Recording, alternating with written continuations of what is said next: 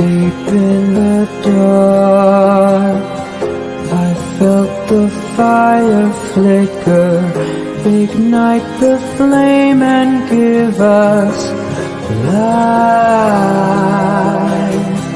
My cursed mark and hollow heart grows sicker, out of the shadow cometh light.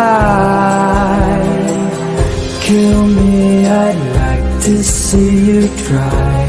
You take my life, I fail to die. The fires fade, now close your eyes and sing my undead lullaby. The night will fall and swallow light to fill my dark hollow inside, and yet my death is all but nigh. Sing my undead lullaby.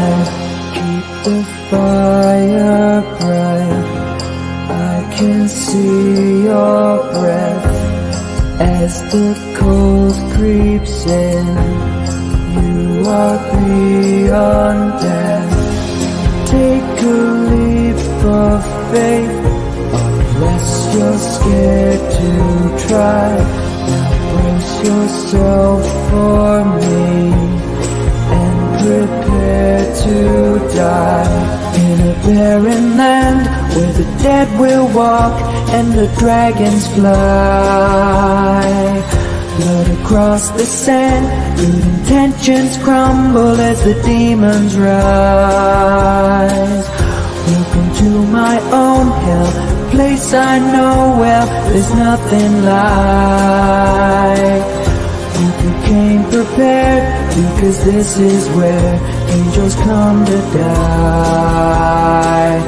Bloodstains of the fallen plague this trail you're walking. A warning to be hearkened.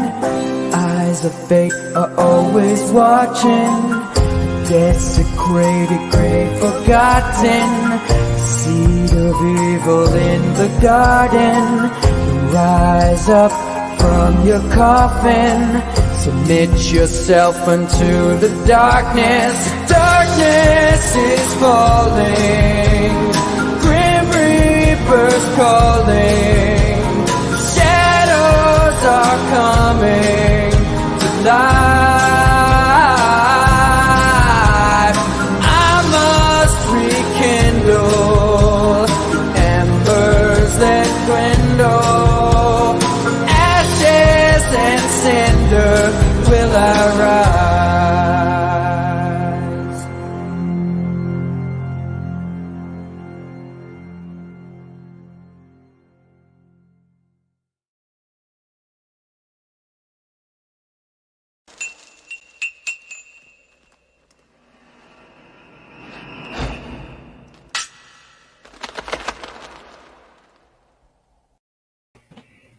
Hello and welcome to Curse of Strahd, episode number 7, The Amber Temple. Welcome back to the Mist, everyone. I am your host and lore keeper for the evening, Dr. Crow. And I would like to welcome my good friends, Blue Teddy Narrations, playing the lovely Miss Daisy. Hello. Nick Brown, the man of renown, playing Matthew Moore. Hello. The Amish man playing Gerard Barrington. No, you're fine. Hello. What was that? Oh, just me falling asleep. Yeah. Okay. And Hex Harper playing Alexei Brorkov. Hey. Yes. And so we are deep into the game of Ravenloft right now.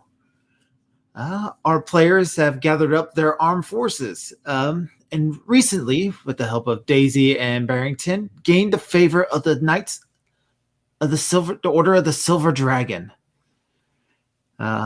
which are being led by a knight named Vladimir, who is destined to try to keep Strahd a prisoner. But with the help of Daisy's friends, Sir Godfrey, they managed to turn the majority of the order to their cause. Meanwhile, Matthew and Alexei took a trip to Vallaki to deal with the two warring tyrants that were now within the city's limits. Long story short, the results were explosive. Literally, yes. Very. Now that Lady Watcher and Victor are no longer issues to be dealt with, they were approached by Daisy, who warned them that Argon Vosthold, the manor house and base of the Order of the Silver Dragon, was under attack by the mongrel folk from the Abbey. Gathering up their forces, they managed to put a stop to that dreaded attack. Now our characters, having departed from the army with an escort of a knight from the Order, are heading up the Tolkien Pass, deep into the mountains, to go and visit this mysterious temple and gather the last weapon they need to fight Strahd von Zarovich. Question: are me and Gerard actually at full health now, or what's the deal? It is 1 hit point per day, I believe. Mm-hmm. And there's been 1 day since definitely before you went to Vallaki, so I don't think you two are. Okay, I wasn't quite sure because we were at 8 last time I checked. I'm you in one should- shy. Yeah, so you guys should be at 9. You up 1 more this game. Okay, just checking. I see it very hard for you to take damage. The knight does warn you that you guys will not be able to reach the temple before nightfall, but there is a halfway point that if you press, you should be able to make it to. Does Salazar and... Oh, bugger me, I didn't write his name. I wrote down Salazar and remember to look up the other guy's name. I did not do that, so clearly... Those two Salazar... huntsmen we recruited. Yeah. Yeah, because they're still with us for 8 more days. Yeah, they would still come with you. Yeah, do they have any... Because I know they said they're woodsmen and they hunt at night, too, so they probably have, like, known places of where to hide if we can't make it to the halfway point. Yeah, they know. His name is Yevgeny, Yevgeni. Yevgeny, yeah. They say they know a couple of abandoned farmsteads, houses, barns. Otherwise, they suggest getting up high in trees. All right. Well, they do not have any more, because I think they mentioned at one point they had like hunting hovels or whatnot they go into. Yeah, they got hunting hovels. Okay. I don't Little know. cottages, wayward lean-tos, abandoned cabins. Okay. So just in case we don't make it to this halfway point. Oh, what's the knight's name? Does he have a name? The knight, I believe I gave him a name in the last game, but I've forgotten it. So I'm just going to look up my generic names. Was it Reynold? Yes, Renauld, that's his name. Reynold? Okay. Yep. So Sir Renauld. I like the Darkest Dungeon reference. Yeah, he's a dreary human being, which is kind of the norm here in Barovia. He doesn't really talk to you much unless you initiate conversation with him. But he's leading you down these paths of these winding trails all throughout the Barovia, taking you off the main road itself. Oh boy. I have a map here somewhere. There it is. As he starts leading you out of the Salovich woods, up these long, twisting mountain paths. And eventually it starts getting to the point where you can see almost the entirety of the valley. The castle Ravenloft still looming above you, off in the distance. Now, but you can see Vallaki, you can see the large Lake Zarovich, you can see Krez with its Lake of Baraktov, off on its northern end. You can see the small village of Barovia all the way back at the far east side of this valley, now that you are just about as far west as you can get.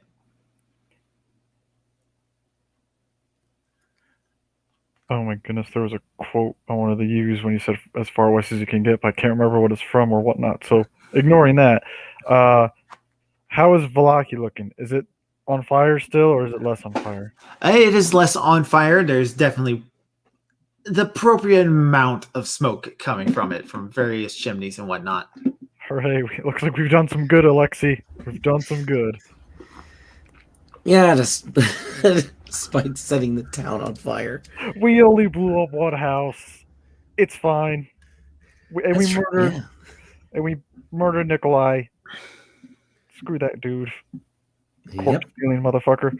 I don't know. Did we tell Daisy and Gerard that?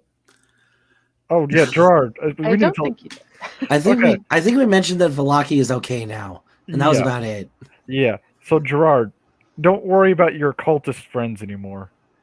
They are no longer going to be on your tail or anything like that. As I look and see the mushroom cloud in the distance. Yep. Everything's fine. We are the epitome of that image of making Barovia great again, that meme of setting the house on fire. Or like that dog in the room of fire. This is fine. This is fine. Hmm. This is fine. Yeah. Yep. Down below Castle Ravenloft, you can see the Tesser Falls, where the Vistani camp, where you got your fortunes read. Are they on fire? No, they're fine. Oh. They could be more on fire. It could be more on fire. Down closer towards the base of the mountain that you're currently scaling up the side of, you can see what looks like a ruined village. You guys haven't been there yet. Oh, a different ruined village. Before we go, is there any sign of a giant flying vulture anywhere? No, no signs of the giant flying vulture. What's his name? I can't believe I forgot his name. The vampire hunter. Van Richten. Van Richten. Yeah, Bertavio's his fake name. Yeah, Rictavio. Rudolph Van Richten is his real name. Yeah. They both start with the R's, so. No. Confuses my already poor memory. My addled mind. It's disturbing seeing how you're a teacher. A teacher in training, and a history teacher at that, too. The irony is not lost on me. Don't worry. I'm reminded of that every day as I think about this. Like, oh, God. My mind is just... Anyways. We're not talking about the addled Nick Brown. We're talking about the strong, badass Matthew Moore here. Yep. Or maybe not badass. Bloodthirsty's more like it. But regardless. He's kind of a badass. Mildly unhinged. Definitely mildly unhinged. He's seen things.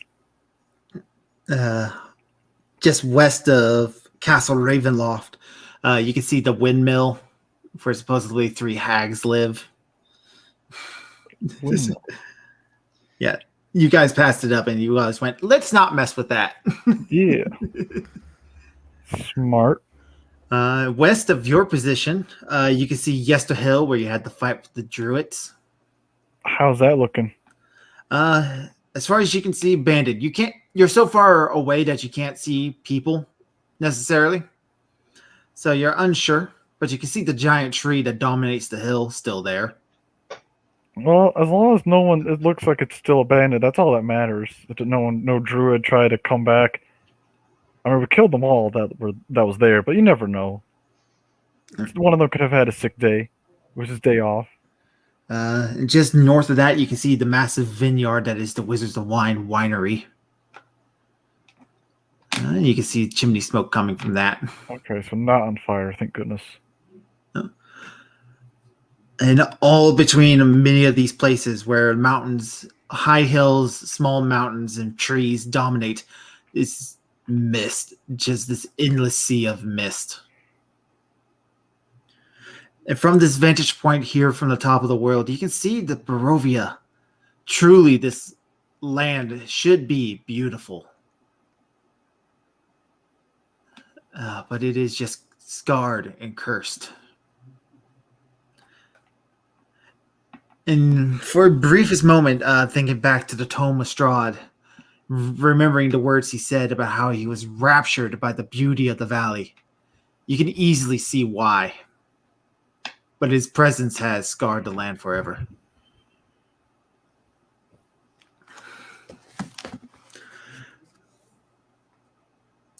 If there's anything you guys wish to discuss, this is an appropriate time. Daisy, you said you want to learn how to shoot a gun, right? Oh, yes. All right. Let's get some training in then, since this seems like an appropriate spot. No. So Reynolds pulls the horses off to the side to give them a quick break while you Water the horses. I guess look for food, hunters if we need food or whatnot. Scout ahead, essentially. You two hunters, Salazar and they'll scout off ahead. yeah. I can't believe I just forgot his name. Uniburger. Unizer. No. I'm so terrible. He's going to change every time. There, I said it. I feel better now. Anyway. Yee. Yee. Yee. The potential memes from that. Salazar and yee. That's some old school internet right there. Mm-hmm. All right. But anyways, yeah, Daisy, you said you wanted to learn how to shoot a pistol. Well, I think I'll spare 3 bullets to help you get some training in. All right. With my own bullets, not yours, so that way you still have some. So, what are you going to be aiming at? What's around?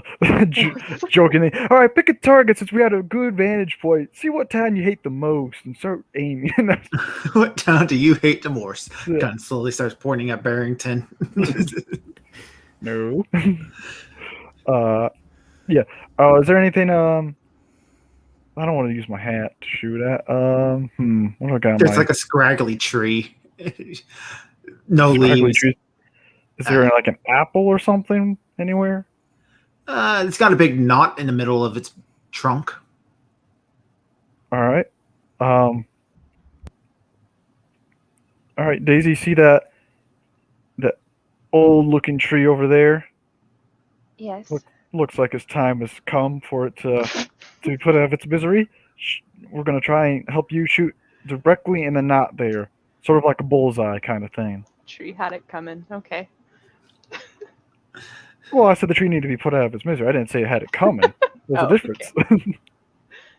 Unless you think the tree had it coming, Daisy. I don't know. Okay. She sort of Show me. holds it up. Describe me specifically your stance, so that way I can help direct. How would you hold a gun? It's not about how I would hold a gun. It's about how she would hold a gun. So. Yeah, that's what I meant. Yeah. Like, how would Daisy hold the gun? She gets the gist of holding on to the handle and that a finger should be on a trigger, and she's probably just pointing it straight forward with her arm just like directly in front of her, she's just standing like directly face forward. So she's doing it one-armed or two-armed? One. Okay, we can work with this. All right. So first things first, make sure you don't lock your elbows, because that's a quick and easy way to break your arm, especially since you're made of porcelain. This is a bad idea. I'm gonna stand behind you as well and sort of hold on to your hand and your arm, so that way the recoil doesn't accidentally go too far or anything like that. It's not that big of a pistol, so it shouldn't hit you or anything like that. But just to be safe. I just imagined her with a deagle. Mm-hmm. Just a big old 50 caliber. Pow! Just shatters her face. Make sure you don't limp wrist it. Yeah. Well, and I also, if you don't mind, I would like to do this. Oh, God, that almost came out wrong. But we're gonna try and shoot from on your knees first. That still doesn't sound right. But no, I looked this up. I made sure I know what I was doing when we came time to this. But it helps when we start on our at least one knee first to shoot, and then standing up. So that way, beginners and whatnot you get time, and it's better to aim and whatnot. All So right. if you don't mind, Yep. Yep. Daisy kneels down. Niels, I'll be again still behind you, holding your. It's awkward in your maid's I won't- outfit. No, would you have ditched the maid's outfit for like more better clothing suited for travel? I really haven't had the opportunity yet, so nope. We can tear the skirt or whatnot, so that way you got more room. Or Well, I mean, it's a pretty billowy skirt. If I ditch the petticoat, it would be because it's a bell skirt, so I mean, it's pretty. There's a lot of fabric there. I'm sure The it'll be image fine. is just beautiful. I'm sure it'll be fine. But all right, and then you're gonna want to don't hold your breath as you shoot. Sort of like breathe in, breathe out as you pull the trigger. I don't think she needs to worry about that.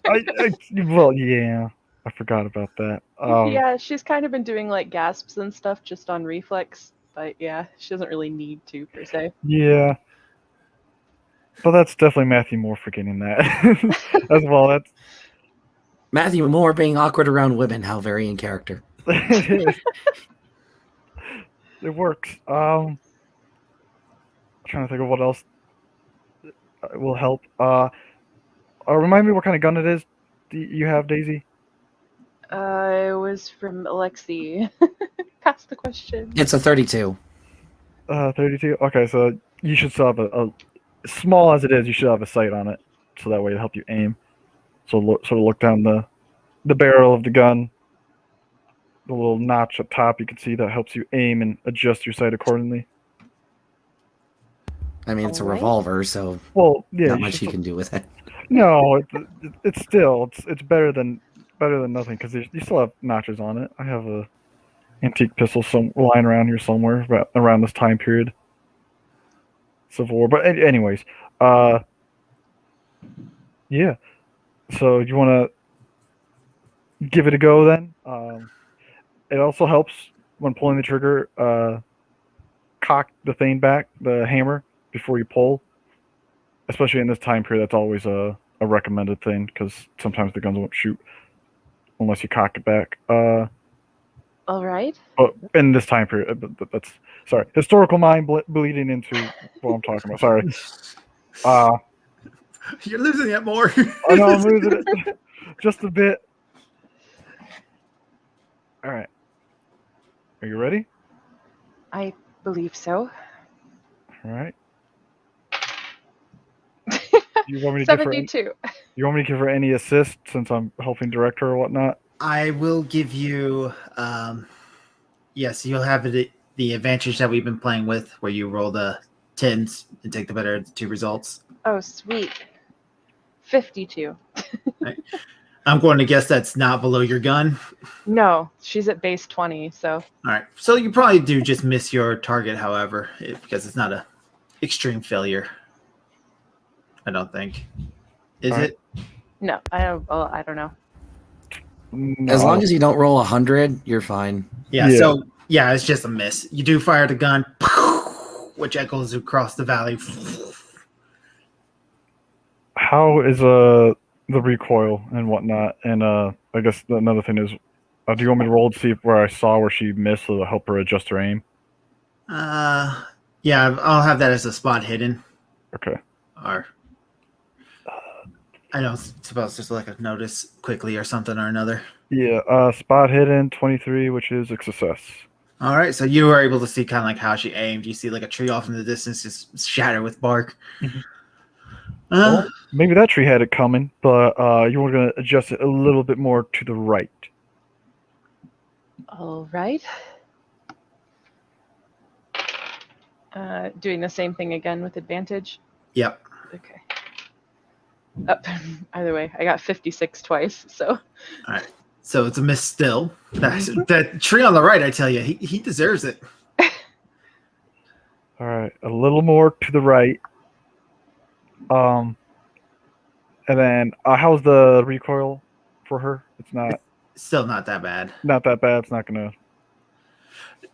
She's 'Cause fragile, but she's not going to break unless something very bad happens. And then this time, like, I'm gonna do something else. All right. I'm Okay. gonna let go of her arm and whatnot. I'm like, now I'm gonna let you do what you feel like you want to do with this. If you want to stand, you can stand. Or if you want to keep the same position or whatnot. But now I'm gonna sort of give you the independence to aim and shoot as you want at your leisure. Yeah, she definitely stands up because she feels a bit silly. And yeah, I guess she'll roll again. Is it still with advantage or no? Yeah, because you still have his verbal help. Well, 44, so it did get better, but You got better, but it's still not a miss, and you missed with all 3 shots, unfortunately. I'm sorry, Matthew. I'm afraid I'm just not quite grasping the concept. Or, well, I get the concept, but aim is finicky. That's quite all right. Nothing to it much. Just remember, we're also shooting at a much larger distance than you normally would with the pistol. I recommend that you keep, if the worst should ever come, keep the pistol hidden for as long as you can, and pull the trigger as close as you can get to the person without them grabbing your gun. And don't aim for the head, aim for the chest, because you'll hit something. You're more likely to hit something there than you are with the head, as it is a smaller target. I should have just let William teach me back when he offered. Who's William? Oh,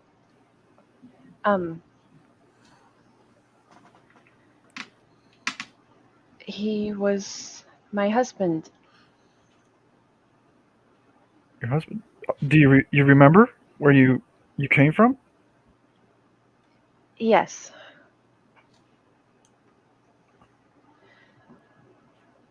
I won't. Yeah, I won't push you or anything. But yeah, if you ever feel like talking about it, I know we're all me, Alexi, and Gerard. We're all here for you.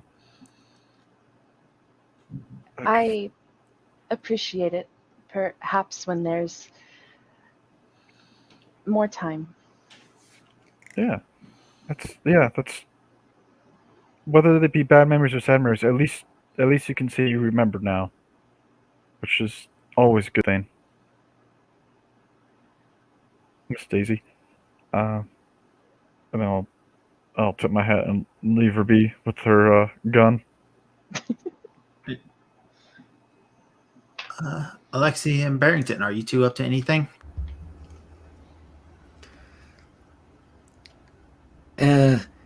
If nothing else, I'm probably just watching those two. All right. Barrington?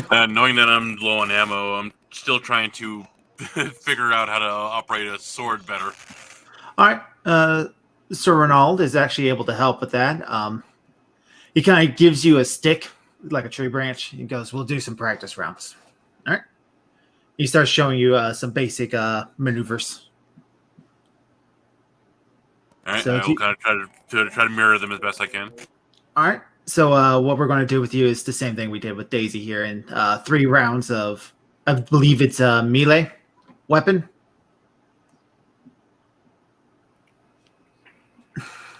Wouldn't it be sword? Sword, yes. So 3 rounds as you basically is just trying to show you around.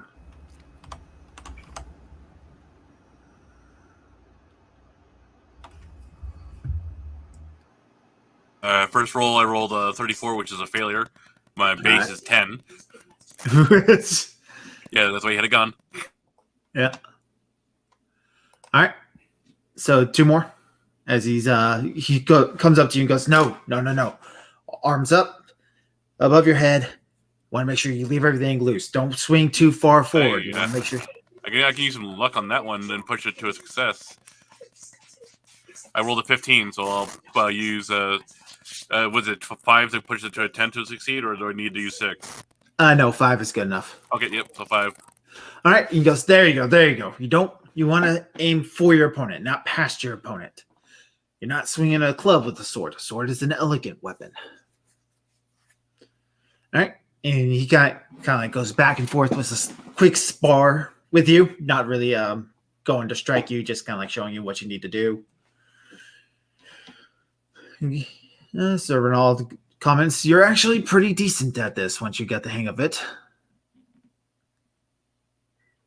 He kind of just smiles like, "Oh, just truly, it's definitely nothing I'm used to is actually fighting." Not all men are meant to fight.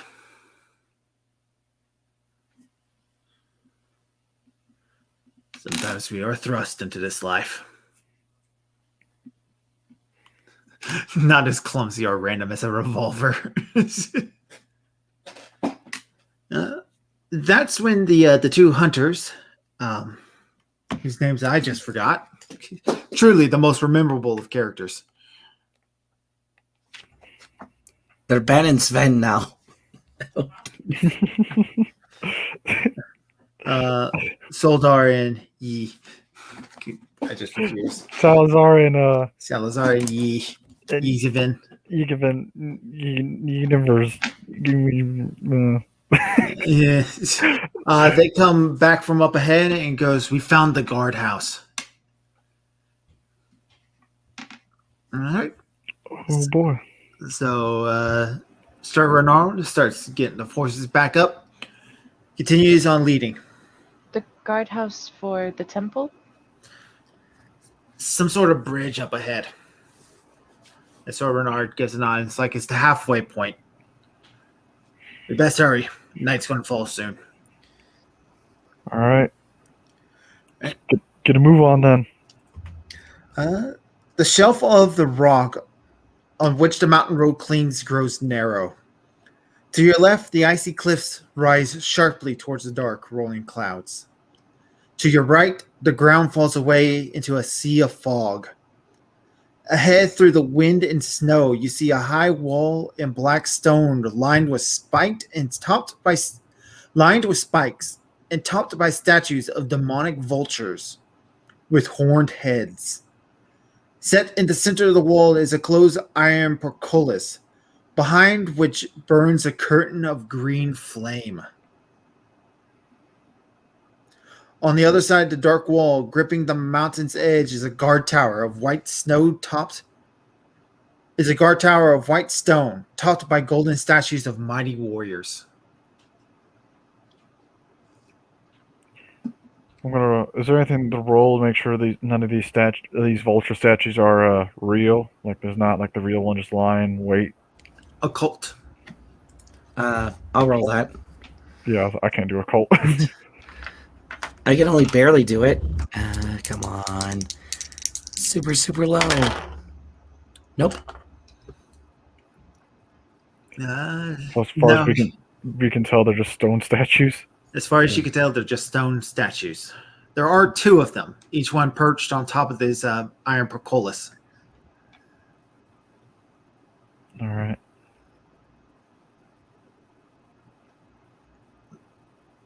Well, I guess we'll find out if we approach and one of them starts caulking at us. We'll know it's real.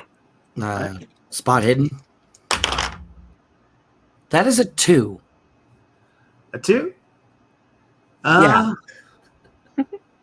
So, Alexi, with your spot hidden of 2, which I think is an extreme success. Yeah, mine is 60. So yes. Through the snow and the fog, you're kind of looking around, and you notice there is movement from below, as if something is flying towards just underneath of you, or something moving about down there in the fog below you. Whatever it is, it's huge. I immediately point that out to everyone. So Renard looks down, kind of goes quiet, and goes, "I think the beast of Garak Mountain is down there."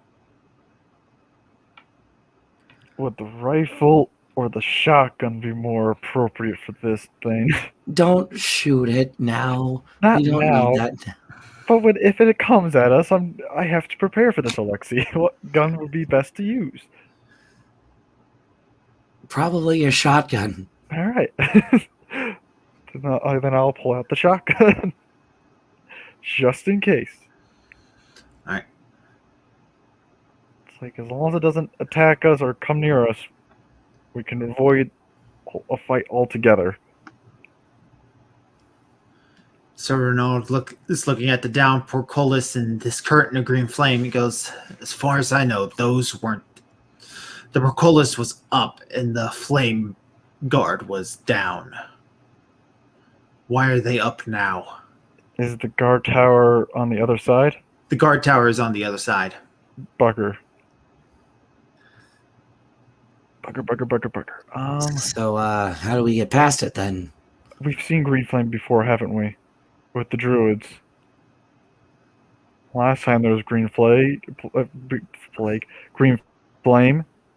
There was a vampire lord. Is this his sort of way of testing us?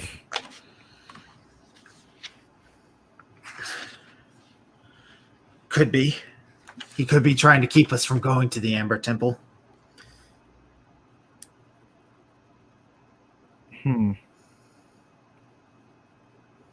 How is there any way to climb these the portcullis? Or The stone in the mortar are rubbed smooth and covered with a plaster that is flaked in areas due to exposure to the elements over centuries. It is possible not necessarily to climb the gate, but to climb the mountainside up and over the spikes on top of this wall. all right, I have a decent climb if it comes to that. Alexi, Gerard, Daisy, what about your climbing skills? Non-existent, I'm afraid. Can I try to roll a cult for the green flame? Yes, absolutely. Oh, that is a 16. 16. That's a success for you. Yeah, out of 29. So this is definitely some powerful magic. You believe it is possible to survive a pass through it, but it's going to hurt like hell. Whatever is powering it is definitely on the other side in the guard tower. That's where you would put it. Mm-hmm. Yeah, definitely don't touch this thing. And the green flame is in front of the portcullis or behind it? Behind it. Behind. All right.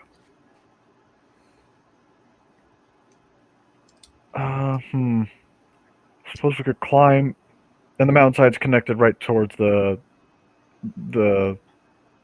pass, right? We're not jumping or anything like that.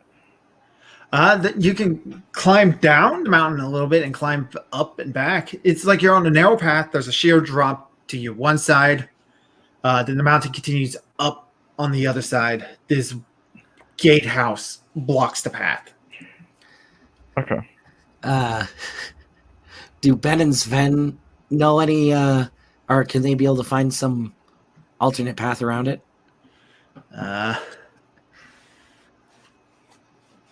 They seem unlikely. They don't know how far back they would have to go to find that, if there is one. How good are you good at climbing, hunters? They say they could potentially do that. All right. They're good at climbing trees, so. Yeah. I'm not too bad at climbing either, so perhaps the three of us could climb around the gate and unlock it, so that way we can at least get past the first obstacle before moving on to the next. All right. So they take it up to start climbing. All right. I'll need Oh, you does to anyone else roll. wanna climb, I or- believe there's. Yeah, there's a climb. I got proficiency in that. Yep. All right. Alexi, I know you don't like guns, but at least hold on to the rifle just in case All right, I'll hold on to your stuff. the vulture or anything like that. I'll take off my jacket and give him my hat as well, but just I'll keep the shotgun on me and the pistol tucked away in my pocket, but definitely keep on the rifle just in case like anything flies at us, because I don't think we'll be able to defend ourselves while we're climbing. We're going to be pretty vulnerable. Fair enough. All right. Start. You said roll a climb then? Yep.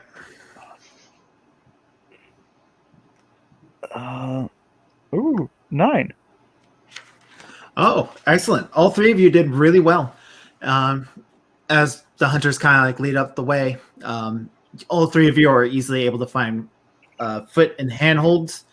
And after about 30 minutes of hard-pressed labor, because it's not just an instant done, you are able to make it up and over the other side of the wall and climb down the other end without hurting yourselves or causing a disturbance. Nice. Hooray. I'm like pleasantly shocked about that. I did not think it was going to go that well. So a fair ways off past the guardhouse, you can see a stone bridge. But that's further down the trail. Right on the other side, the gate, you see the watchtower. As the two hunters, they both pull out their bows and arrows, just have an arrow knocked and ready. As you make your way up to the guard tower. All right. Oh, we're going to the guard tower. Okay. Well, yep. Yeah. That's where you guys assume whatever turns off the fire would be. Oh, okay. No one want to? Do any of them want to go and unlock the portcullis for the others, or? There's no mechanism on this side. It's got to be in the guard tower. Okay. Well, shotgun time. Let's do this. All right. You All can right. do So it. you walk up. You walk up to the guard tower, and much to your despise, it seems like it is barricaded from the other side, From the outside. from the inside. Oh, the inside. Is there any windows or anything like that to? There are arrow slits. Can I peer through one to see if there's anything going on? Stealth. I mean, I should also say probably stealthily move up there too. So Yeah. I guess I'll roll stealth real quick just to.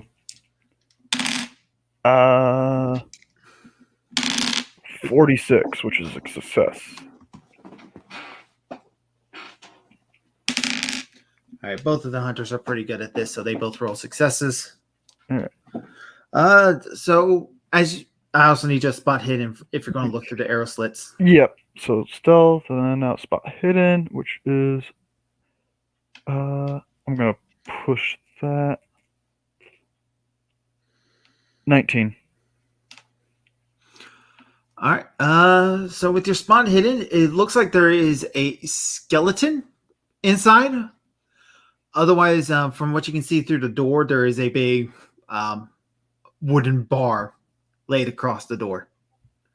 Otherwise, it doesn't look like there's much of interest in there. Huh. All right. Nothing else in there. But a skeleton. Well, I guess.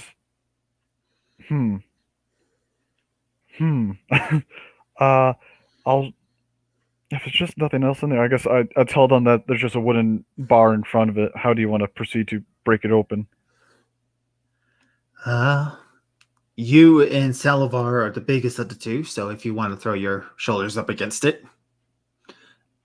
Otherwise, They don't really see another way to do it. The guard tower is also pretty much smooth stone. Yeah. All right. I guess we'll do that. I was debating about if I wanted to shoot the skeleton, but I'm like, if it's an undead skeleton, we'll deal with that as it comes. But yeah, we'll try. Is it strength then? Yep. All right.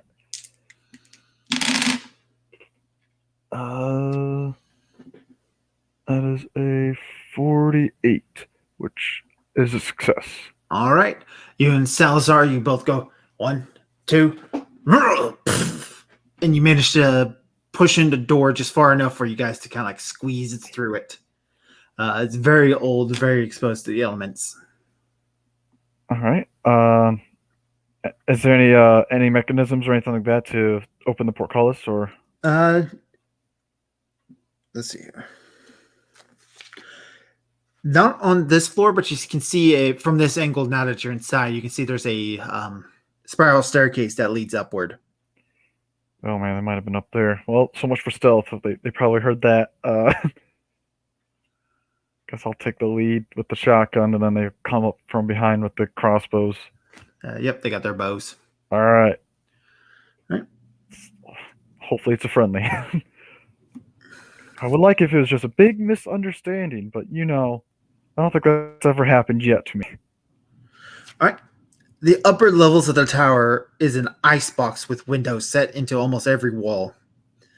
A rusted iron ladder bolted to the floor and ceiling leads up to a wooden trapdoor. Mounted to one wall is a gigantic iron crank. And on the other wall is a cold chimney hearth. Uh-huh. The wind coming down the chimney howls in its stead. All right. So it's just howling wind coming in. So it's giving a bit of eerie. Ooh. All right. Oh, yeah. Yeah, absolutely. Spooky. All right. Salazar, get started on that metal crank thing. All right. I guess I'll approach the ladder and go up to the next floor with Inigo, Universer, Weiner, the other guy. All right. Salazar starts pulling on the gigantic leather, giant pulley wheel. And got those of you who are outside on the other side can start hearing the screeching and rusting of the iron portcullis as it goes down, as it goes up into place, and as it goes up, the flames behind it go down until they wither out, and the iron portcullis is locked into place. Allowing you guys to safely cross. Hooray! All right, good. That Good was luck so incredibly loud, by the way. The screeching and hollering of the portcullis Yeah, as it's it echoes. I pick up the pace a little. Yep. And you can hear behind you what sounds like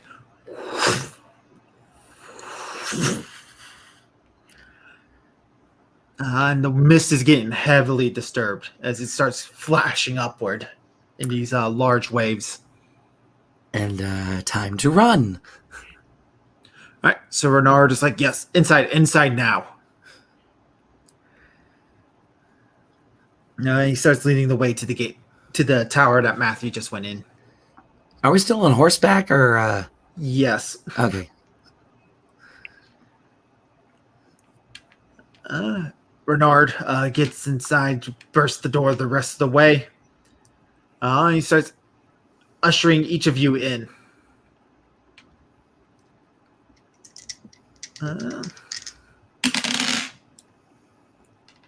Oh, thank goodness. And he manages to get in as you guys hear a large screech sound as a dark shadow passes over the gate of the watchtower, flapping about. You can also hear the flapping of the wings and everybody rushing inside the tower. All right. Looks like they're all in. Hunters. I'm still going up the trapdoor because I want to make sure there's nothing up there. It's secure and whatnot. The trapdoor is secure. Do you still want to go up there when the giant bird is disturbed? Wait, does it just lead to the top of the guardhouse? Yeah. Oh yeah. Oh, I thought it led to another floor. Yeah. No. I don't need to go up there then. No. That's fine. No. I thought it was just like an attic or something. No. We don't need to go up there. Yeah. I guess I'll rush back down then. All right. Right. Let's get the door secured once more so it doesn't try and pick its beak in here or anything like that. All right, so you start trying to set the door back in place. Yes. All right. Once all the horses and everyone's inside, of course. But yeah.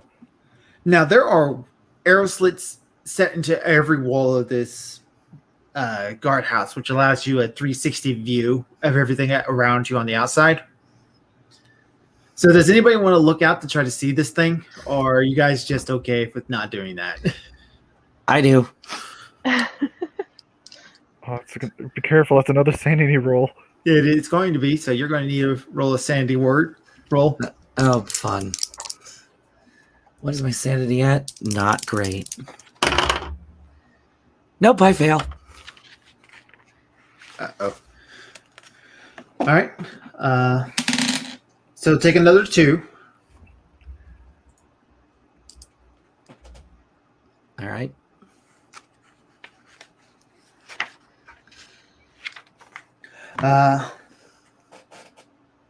So you see this massive black and gray vulture doing lazy spirals around the whole entire area you just were as it gazes around. You estimate this thing to be at least about 30 to 40 feet tall. Massive doesn't begin to describe it.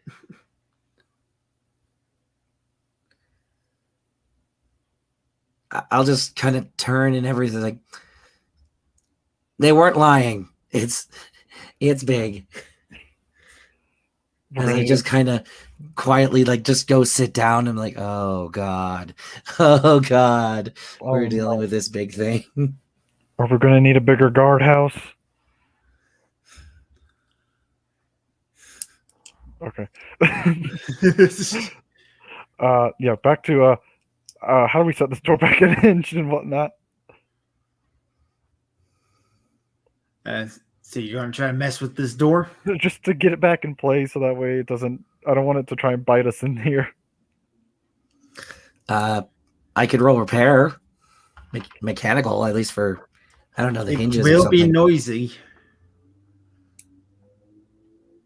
I mean, if we're already inside, then.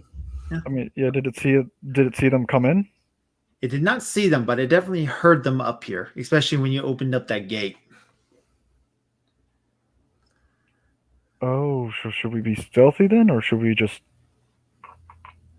focus on repairs?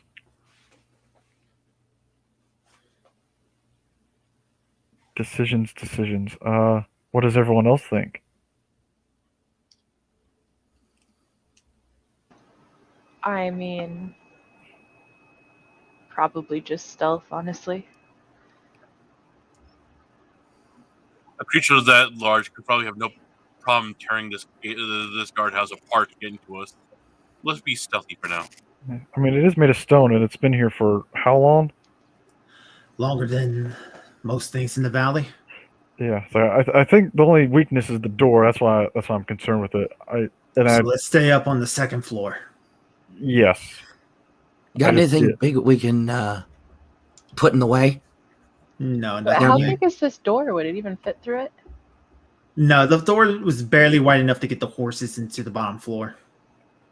Oh, okay. So if you guys stay up on the second floor, at most you'll probably end up losing a horse if it manages to stick a claw in here somehow. Just stay out of claw range. That's all. The horses are not silent, by the way. They're freaking out. Oh, all right. So there goes stealth then. All right. So maybe just getting the door somewhat repaired then is not a bad idea. We just don't want to be boxed in like probably that poor skeleton sap over there. I'm just not sure standing close to the door is a wise idea.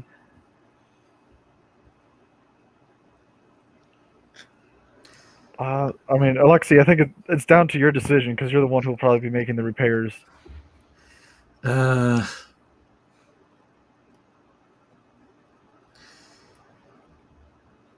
never mind. No.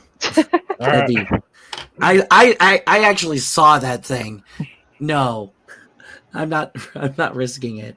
All right. As much as I don't want it in here, I don't want to draw its attention even more. Okay. Yeah, and that is the wise decision, because as you guys are debating that, you see it stick one of its massive toes through the hole of the door. It's trying to scratch at the horses, but it's just the horses are just far enough out of reach where it can't get in. If Alexei went to try to pick that door, that would be a dead Alexei. As soon as I see that, nope. Nope. Second floor. Good night, everybody. All right. Eventually, you hear large flapping about 2-3 hours later as the bird gets bored and flies off to seek easier prey to get out. And so Renard goes, "That was close." Is it nighttime? Yes. Okay. We should definitely, if it's the bird's gone, then all right, Alexei. Now will probably be a good time to get the door up, because I don't know how if any vampire spawn come near, can they just enter a house with no door? I'm not sure how that works. I know they have to be invited, but is it open door at invitation to them? I have no idea. Let's see. If I take longer to repair it, like taking my time so I'm not making as much noise, do I get any sort of bonus or equivalent of taking 20 or something like that? Yeah, if you take your time, that's fine. That's what I'm going to do. So should I still roll, or what's the deal? Nah, if you're going to take your time to do the thing right. So, yeah. I'm not going to bother. We'll just kind of, it's a success. All right. All right, so you replace the door. There's still the roof if you want to explore it. Otherwise, you guys can take a rest. If the bird is for sure gone, maybe I'll just peek my head out just to see what's happening on the roof. I'll take a look once I'm done. All right. The 10-foot-tall gold-plate statues stand atop the battlement, facing outward. Each one depicts a female human knight holding a lance. The cold wind stirs the snow, under which you see human skeletons clad in rusty mail. Well, something bad happened here.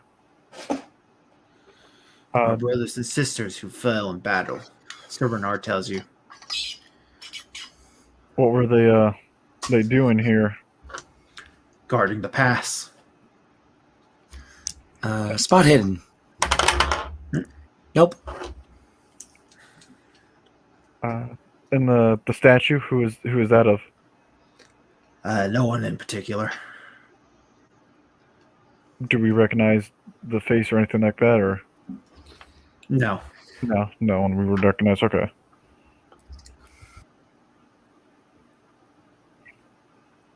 Well,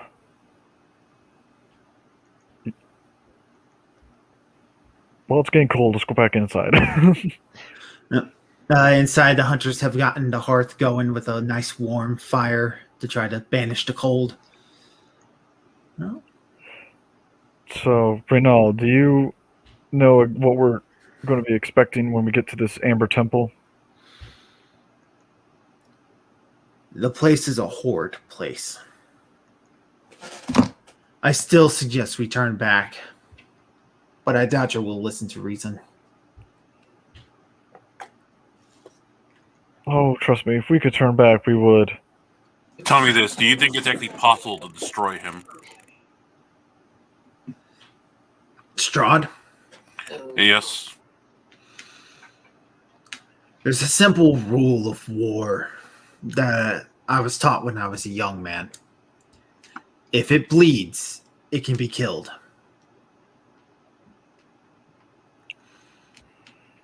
Well, as far as I know, Strahd can still bleed. We've confirmed that, so yes.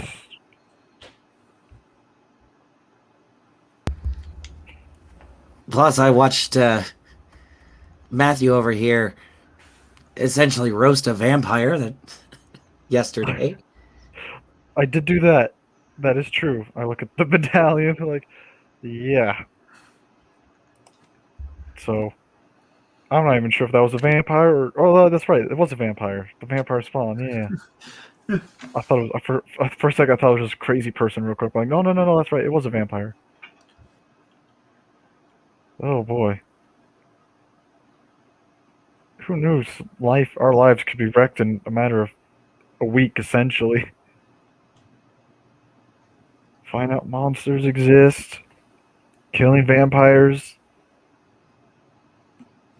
We're essentially in the realm of gods and devils.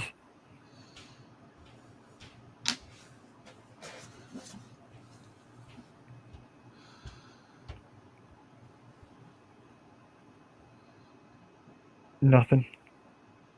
Everyone's giving the silent treatment, I see. So Renard just shakes his head and goes, "This is just every day for us."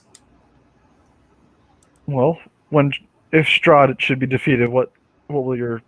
I looked at hunters as well, like, what do you plan to do with your lives after that? For if there's no more monsters to fight, you're living once again in the civilized world. There will always be monsters to fight. Don't be too sure of that. The only monsters to fight after this is the ones within ourselves.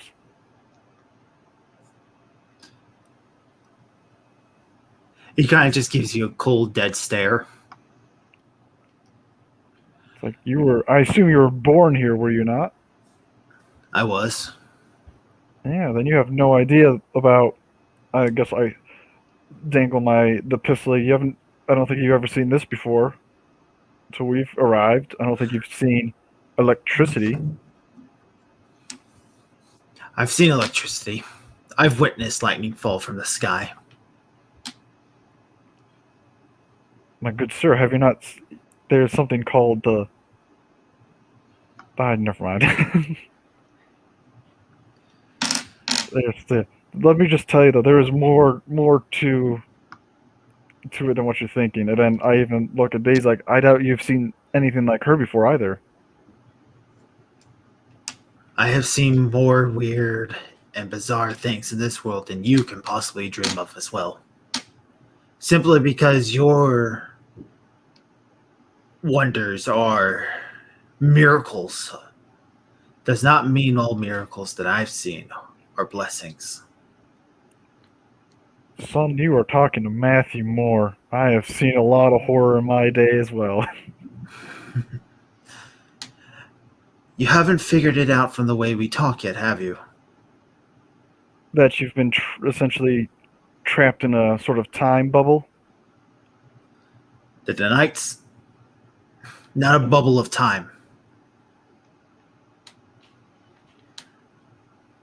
The only reason that the people down below our weaponry and our culture and style are not as advanced or as yours is because of our isolation because of the mist. No. I'm speaking specifically of the Order. We fought Strahd when he came here first. We defended this guardhouse. We defended the temple. Not our Order.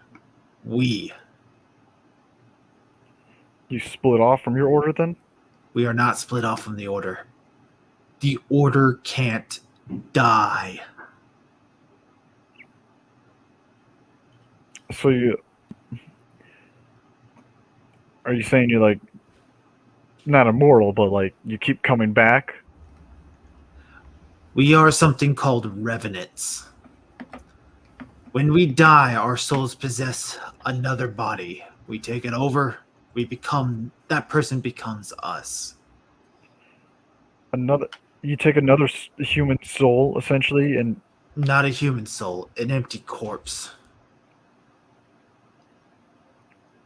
And how do you decide what empty corpse to take? Who said we get to decide?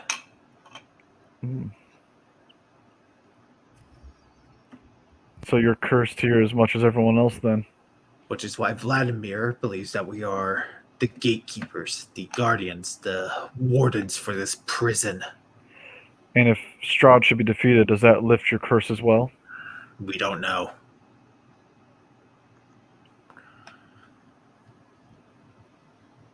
Well, We've also seen what it's like on the other side.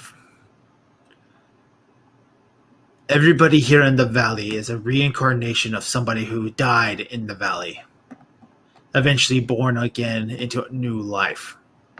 A new person, old soul. Problem is, there are more people than there are souls. Thus, some people don't have souls. Death is not. Nikolai bastard, probably. Death is not an escape here. If you die, you become part of the process.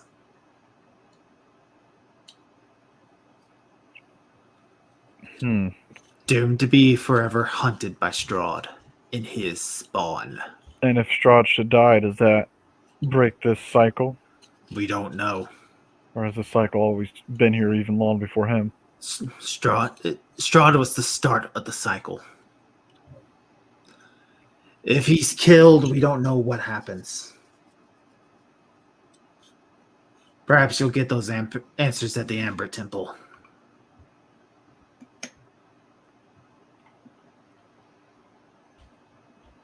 You sounds like you've been here for some time. Has there not been anyone else that has done this, what we are doing now? You're not the first to attempt. But after 500 years of watching and seeing it fail, my hopes are not high.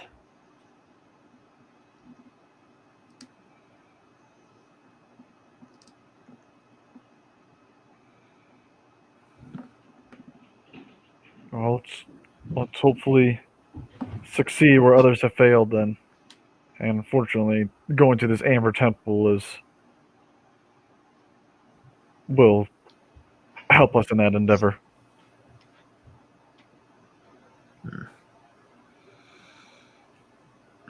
Get some rest. You'll need it.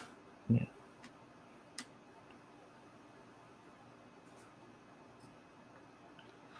I guess throughout the night when everyone's resting out, I go to Alexia. I'm like, maybe I'm sorry about your wife and whatnot with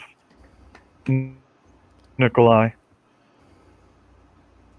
It's all right. I'm It's also been taken care of. Thank you. Yeah, Everything. of course. I just thinking on what Renaud said as well with revenants and whatnot. It's one of those where hopefully no one else tries to disturb her, whether it be a knight or psycho.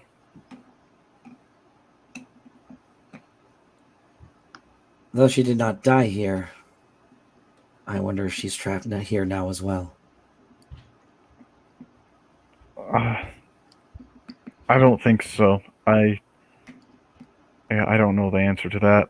Unfortunately, I wish I could give some assurance, but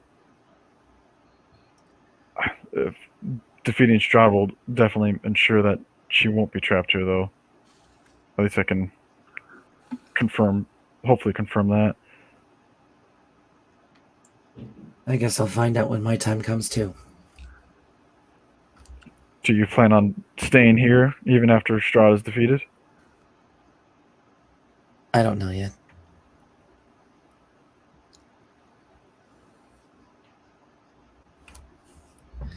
It's complicated.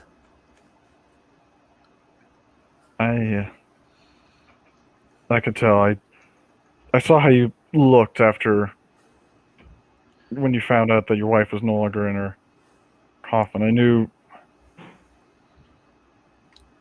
I'm not good with talking with people, as you can tell, but I'm not entirely a fool as to not see that there's more to it than what you're saying. But I will not press that issue if you do not want to talk about it. It's fine. I understand. Well, I might as well tell you anyway. Unfortunately, there was a bit more strings attached to my wife's death than I would have wanted. Not long after she passed, the factory where I worked at got in some hot water, It was like mostly financial stuff. It was none of my business, but one of the big wigs, heard of her passing and offered me full transportation to wherever I wanted to bury her. And as long as I buried their dirty little secrets with her. Then once everything blew over, someone would come and collect. But at this rate, I hardly see how it matters now. Wow.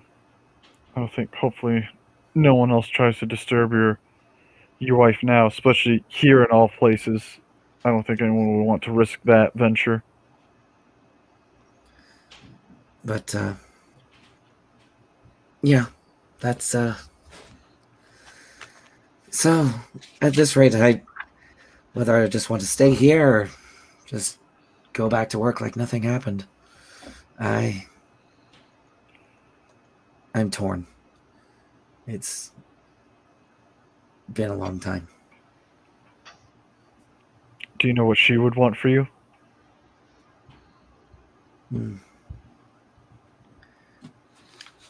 She'd want me to be happy either way. Then definitely choose whatever will make you happy. All I can say on the matter is that it's hard to go back to an ordinary life pretending nothing has happened. Just...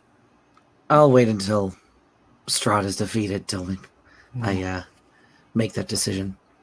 And if I don't make it before then I won't have to. Well, I think it's good to try and have a goal after Strahd. Help you keep fighting and whatnot. Both for your own sake and for hers. But I will say no more on that, and I'll leave him be. No. Thank you. Mm-hmm. Good night. Good night.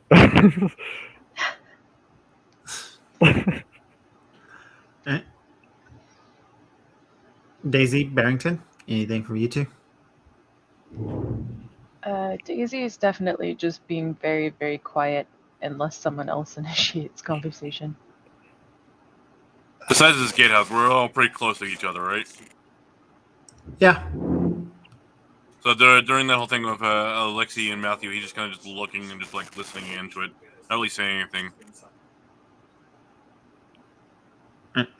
and just eventually we'll we'll just kind of just walk around. All right. So nobody else is going to have any other things to say? Unless the hunters want to talk to us. They have no desire. maybe to tell us their names once again, just for the memory's sake. So we can forget it once again. Yes.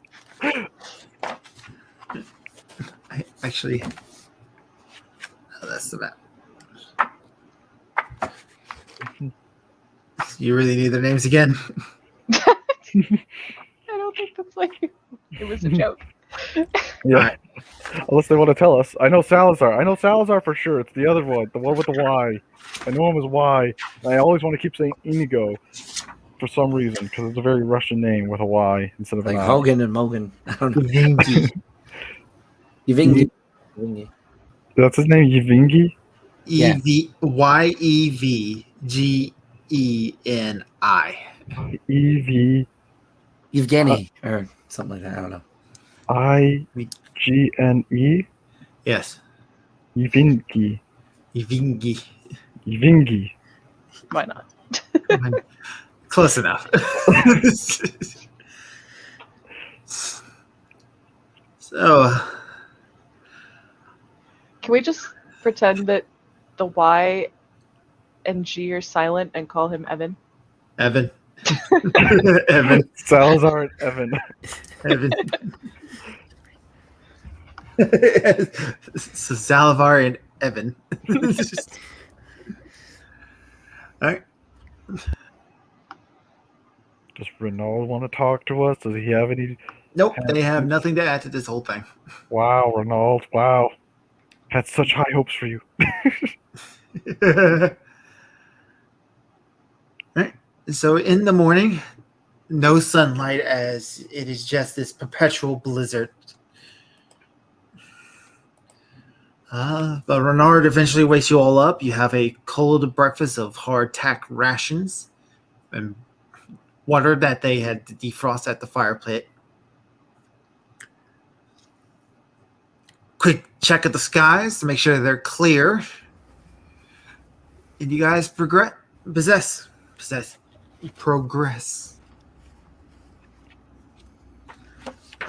bridge itself. So the western side of the bridge, the snowy pass comes to a gorge spanned by a stone bridge. At each end of the bridge is a 30-foot tall, 30-foot wide stone arch. Atop each one is two statues of armored knights on horseback with lances, charging towards one another. The wind bites and howls like wolves as it passes through the gorge. The low walls that enclose the stone bridge have fallen away in a couple of places, but the bridge appears intact.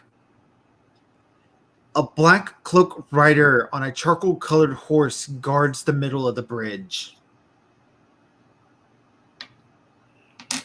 And it's just this lone rider on here? Yes.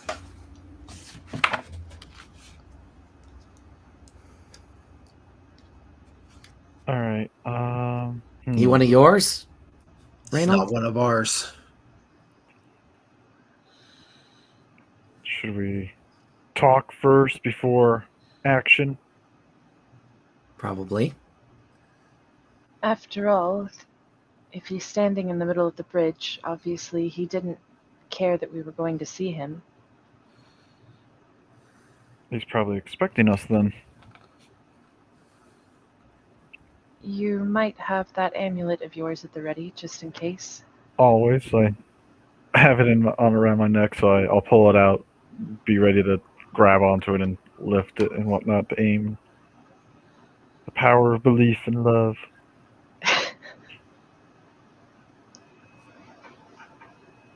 Will turn you to ash. So you progress towards the Lone Rider? Yep. Mm-hmm. All right. So as you progress, the Lone Rider turns to look at you, and it is Strahd von Zarovich. Oh, bugger. Oh, fuck. On a gray horse? Yep. It's not his normal horse. Bugger. Zap him now. Well, before we start initiating combat, I see that he's on his regular. Have you come to talk or have you come to fight? He just stares you down. Uh-huh. Well, would you, Can I roll a spot hidden, see if there's anything off about this? That is a... Is that a success? Please tell me that's a success. Yes, 49. So as you're looking at him, you notice the horse does not cast any sort of shadow. You're watching the cloak Strahd flap in the wind. It doesn't match up to the breeze. He's not really looking at you, just looking in your general direction. I don't think that's actually him. an illusion? Yeah. Oh. Uh-huh. Cape's flapping the wrong way. No shadows. How do we approach it then? Do we just Blast it anyway. Blasted it. Okay. I'm so quickly turning. Now that way we know it's a illusion, I'm looking around quickly to see if there's anything coming up behind us or anything. Nope, nothing coming up behind you. All right. Bye with the power of whatever belief. I guess I'll lift the amulet and see if anything does it to the illusion. The illusion doesn't flinch at all as it casts light upon it, and it just slowly falls away to ash. We've defeated Strahd. Let's go home, everybody. He did it! Strahd's dead! Yay! Oh, if it was only that easy. Very strange. Who would set up a fake Strahd on a bridge just to scare anyone away? But So Renard will just speak up and say it is not set up that way. It's just a manifestation of his hatred and evil.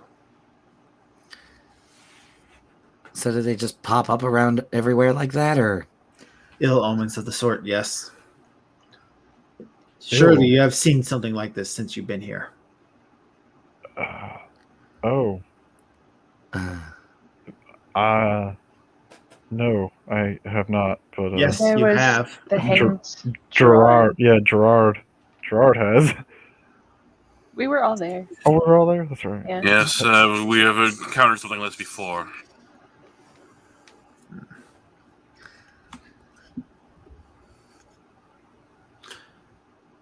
Proceed with caution, however, it may draw his attention towards us. All right. Oh, right. Spooky. Yeah. Forward. So for the next 3 miles, you ride in silence before the road takes a split turn. Renard takes the northern path, leading you guys double back the way you came until eventually you come to a large stone building. The road fades away under a covering of snow, but it takes you far enough to see the facade of some kind of temple carved into the sheer mountainside ahead. The front of the structure is 50 feet high and has 6 alcoves containing 20-foot tall statues. Each statue is carved from a single block of amber and depicts a faceless humanoid figure. Its hands pressed together in a gesture of prayer. Between 2 of the innermost statues, a 20-foot tall archway with a staircase leading downward. Suppose the archway is where we want to go then? Sir Bernard nods. Lead the way. All right. He dismounts his horse, ties it up towards the outside, gives it a quick rub down.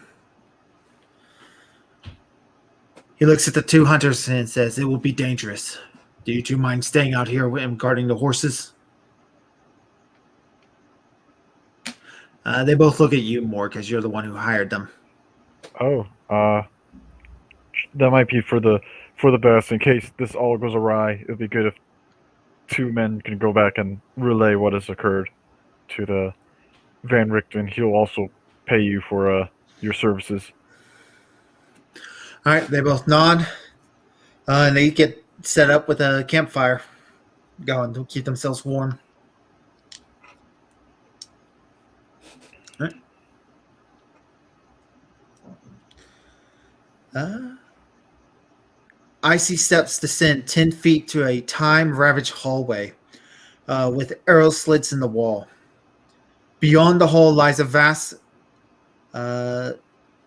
speculative darkness.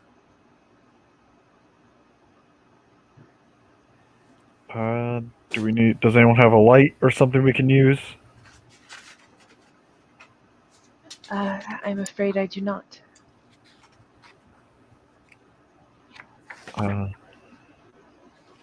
Barrington, take off your jacket.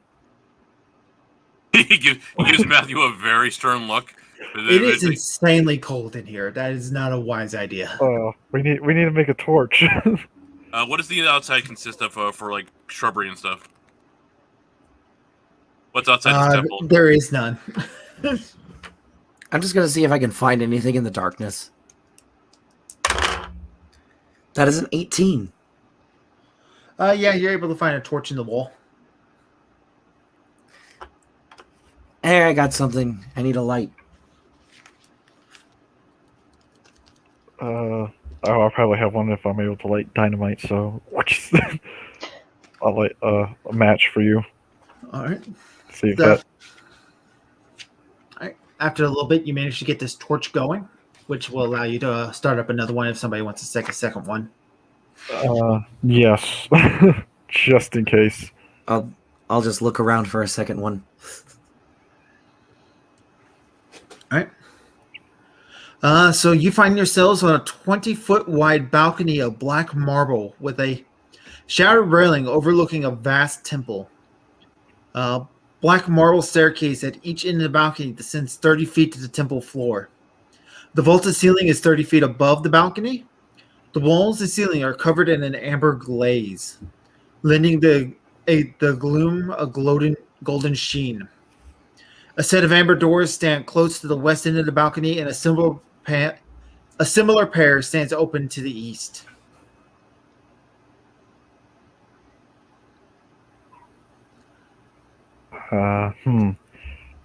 Ronald, if you were a sword, where would you be? He shakes his head and goes, I have no idea. In a scabbard. That doesn't narrow it down some, Ronald.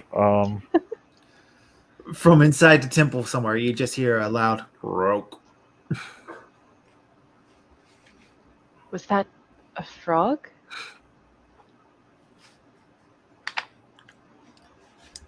Honestly, and I know no one's going to want to hear this, but if there are sarcophagi in here, well, valuables are often buried with the dead, aren't they? Bernard nods. Didn't someone advise us not to touch them? Yeah, the night that Daisy Strongly was with. so. I want to, yeah. Perhaps we should not disturb the sarcophagi then. If that was, I forget his name, but the one night you were very fond of. Godfrey said not to touch him at all. We should probably not touch him at all. Look for everywhere else beforehand. Can I do a listen check to see if that crow comes up again to see what direction it's coming from? Absolutely. Never mind. That was a 90. I guess I can try to listen. No. 49, no.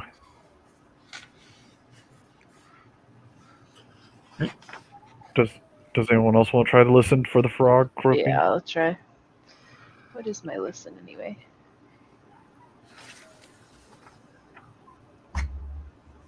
Oh. 57, nope.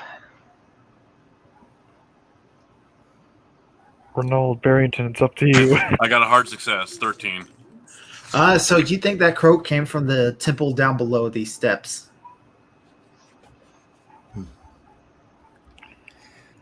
Watch yourselves up ahead. It's coming from down that way.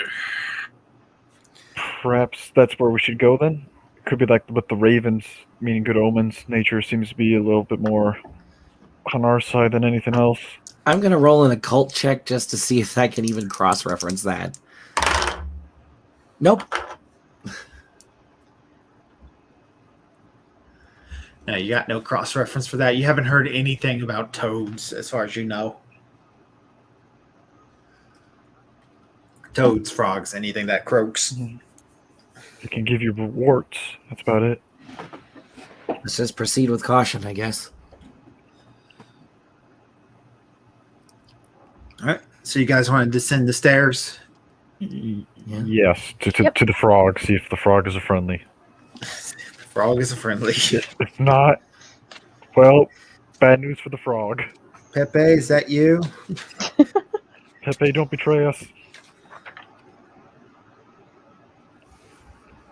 All right. So as you descend down into the temple below, 4 black marble columns support the vaulted ceiling of the temple, the north end of which stands a 40-foot tall statue of a cowled figure in flowing robes. The statue's stony hands are outstretched as if in the midst of casting a spell. The face is a void of utter blackness. The ominous statue stands between 2 black marble balconies, one of which has partially collapsed and fallen on the temple's black marble floor. In front of an open doorway, the walls of the temple are sheathed in amber, and the doors leading from it are made of amber as well. Arched hallways coated with amber lead away from the temple to the west and east. Flanking the exits are alcoves that hold white marble statues of robed humanoid wizards, with pointed hats and golden staffs. One of them has toppled over and lies shattered on the floor. Sitting kneeled in the center of the room, facing towards the large statue, is Rahadin. As he progressively makes these prostrated bows towards the statue. Rahadin, who was that? Sounds familiar. That is Strahd's Chamberlain, the one that was loyal to his father and is therefore now loyal to Strahd. Which I think only you have seen. Yes. So do you want us to roll sanity then? You can see his long pointed ears, which hints at his unhumanness. So yes. Unless, I mean, how many we've seen? Really? I don't 5. think you had his. Okay. Not you, Daisy. Yeah, we've seen 5 mongrel, but I think he's different. He is not a mongrel folk. Another failure. Yay. He's seen them before too, though. Gerard. Oh yeah, Gerard has seen the Fae. So no, Gerard, you're fine. Okay, thank God. All right. That's a success. All right, and Alexi. I actually rolled a 5, so Wow, I'm good. So you guys are It's good. pointy ears, whatever. Birth defect. He's seen giant vultures. This is nothing. All right. So he continues his bowing ritual. He does not acknowledge your existence, even though he's very much aware of it because of the torches. Is this? How do you want us to write this? 1 Fae? Yeah, one Fae. Well, Rahadin is his own special thing, so go ahead, put Rahadin. Ra. I don't know how to spell Rahadin at the top of my head, so he'd just be known as Ra. Rahadin. All right. I'm just gonna quietly aside to them. If anyone is going to know where that sword would be, it would be him. He served the family loyally, and Strahd's brother was part of the family. But what do you want to tell us? Well, perhaps he doesn't know Daisy is no longer serving Strahd. She could pretend to be serving him still.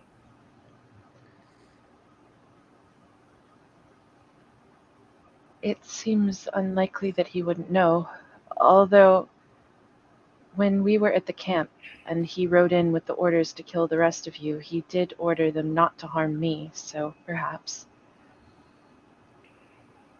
We'll stay out of sight, or no, does he already know we're here? Yeah. All right, he knows we're here. Okay. We'll let you do the talking, though. See if you can ask before anything else happens. I'm going to quietly hide myself a little, like, amongst the crowd a little bit, just because, last time Strahd saw me, she ordered to kill me. She was ordered to kill me. I'm like, I'm still not here. I'll step in front of like Barrington and Alexi the best I can with the rocket. Like, gotta get through me first. Even though they're probably both bigger than me. Okay, so I walk towards him slowly and incline my head. Rahadin? All right. He still continues bowing to the statue. I'm gonna inspect the statue. Is it anyone I recognize or? You cannot see the face because it's just complete darkness, but I will allow an occult. Oh gosh. The occult is a 5. Yeah, 53. No, that's not gonna happen. Yeah, you just get no. Would I have to be closer to it in order to make No. a check myself, or no? No, you can go ahead. Okay. I rolled a 2. I know immediately what it is. So you're watching him make these bows. You think he's performing some sort of personal ritual. You don't think this giant amber figure probably has nothing particularly special about it. As far as you can tell, there's no particular god or mythos or whatever. Maybe whoever founded the temple. Okay. The ritual definitely seems to be prayers of some sort. Okay. And you're kind of thinking about what sort of things have been going on for this, but you got an uneasy pit in your stomach. Like something horrific is about to happen.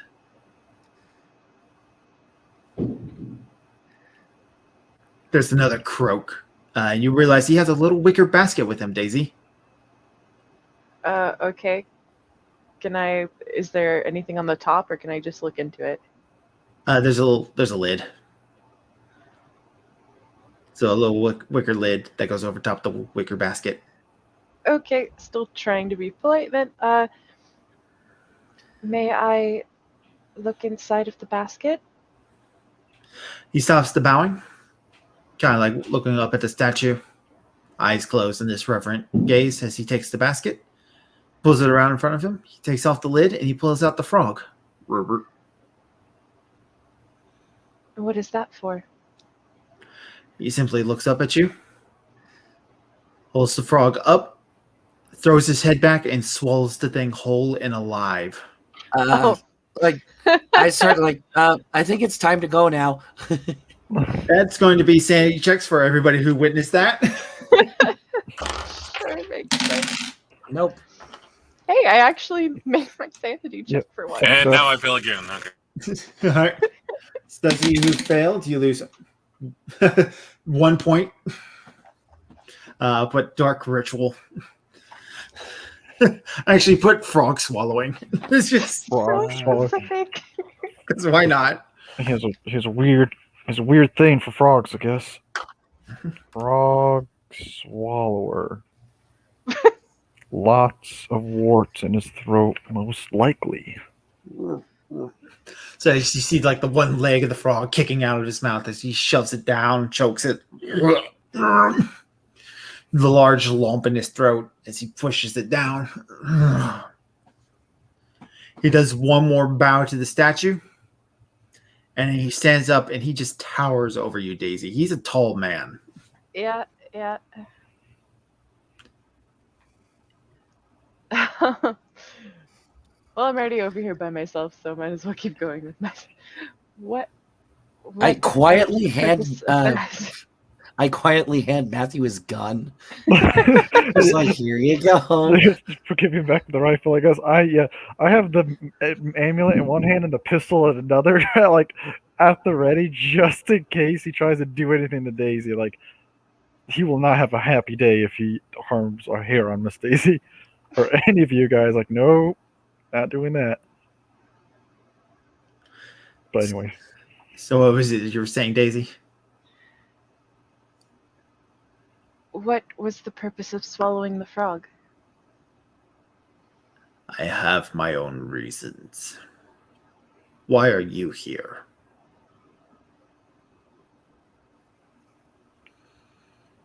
I was hoping to pay my respects.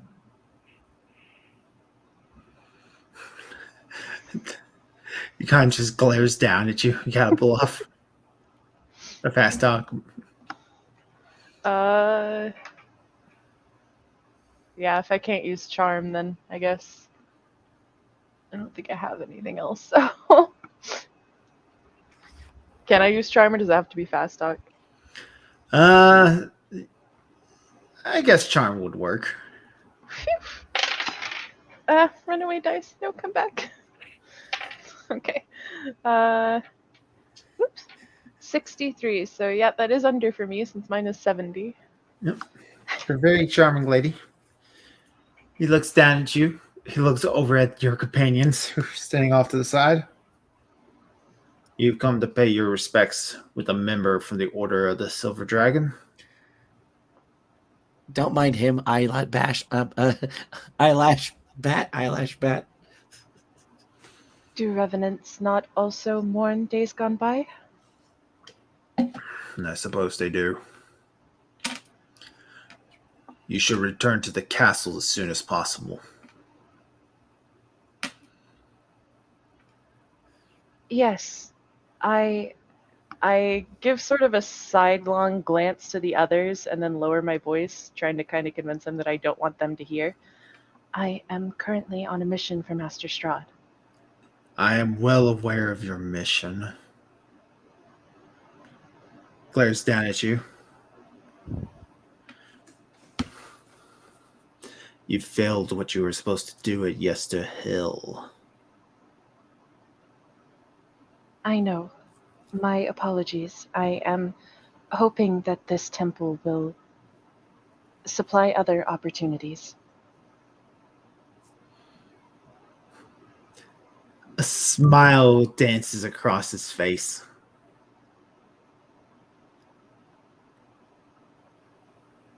You have come to the right place then. I heard from some of the locals that this place was dangerous, but I'm afraid I do not know many specifics. Is there anything you can tell me to make my task easier to accomplish?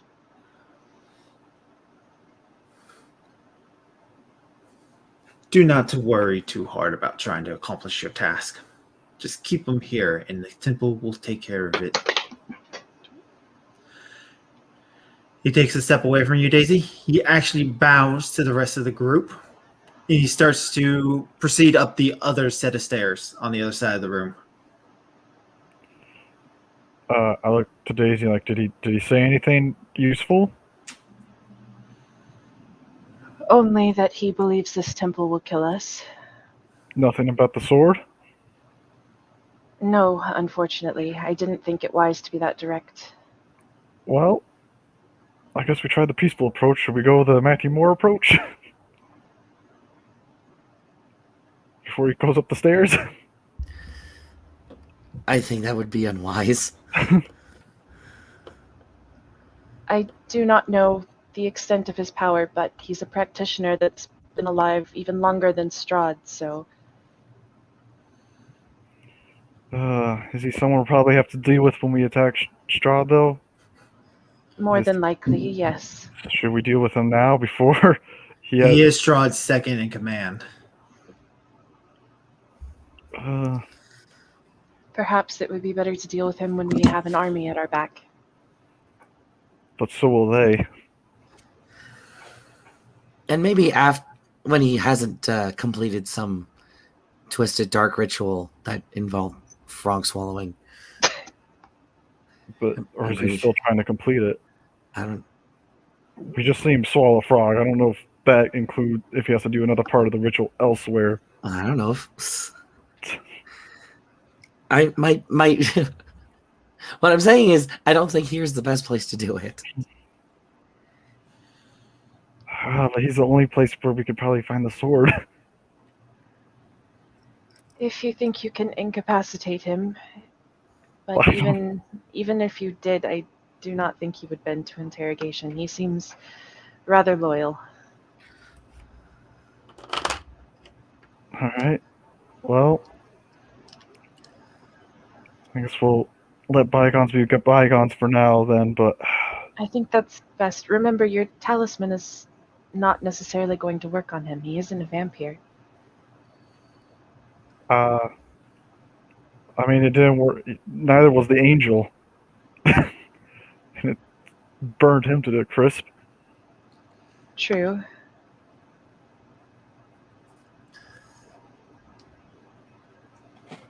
Well, at this point, he's probably pretty far up the stairs, Yeah, so if you're going to yeah, chase after yeah. him. Yeah. If we're going to chase, it would have been now, or it would have been then, but You pretty much talked your way past the point of doing that. yeah. Yeah. All right. Talking is a free action trope. All right. Well, where to next then? If he says it's dangerous to be here and the temple will take care of us, it's not a good idea to linger long.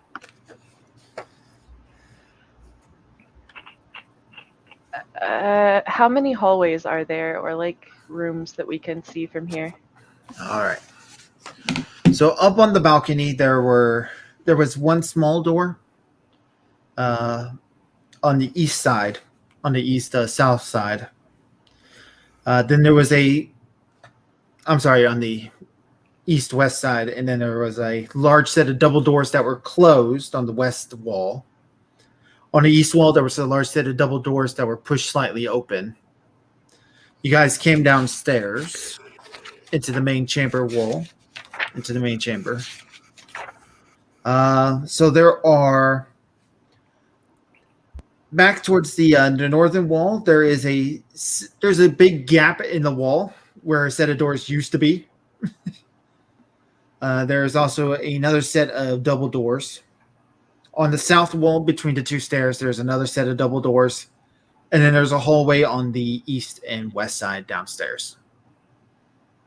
I believe we should circle back to those open doors. It doesn't seem people come here often, so perhaps Strahd was the last one here, besides Rahadin, who seems to just come to this statue as far as we know. In which case he could have stored the sword himself. Do you think Strahd's the one that hid the sword, though, or could it have been someone else? It's possible. Certainly, if he does know where it is, he would want to put it somewhere where no one would go, and, well, this temple does seem to have quite the reputation. Though, All right. well, it would either be here or his own castle if he hid it himself. Well, we're not leaving until we find it, so Yeah, I'll one trust route you. is as good as another for now. Mm-hmm. Yeah, I'll trust you on this one, Daisy. All right. So progressing back upstairs to the set of open doors. Yeah. All right. So you look inside. The room is featureless except for a rough-edged 10-foot diameter circular hole in the floor. To the east, an empty torch sconce along the wall. Double doors are amber, stand open in the north and west, which are coming out of these west doors. A single closed door lies just south of the western set of double doors. Can I look into the hole? How well lit is it? I will provide light when necessary. So the hole in the floor is a roughly hewn shaft that descends 20 feet, then breaks through the ceiling of the floor below you. Okay.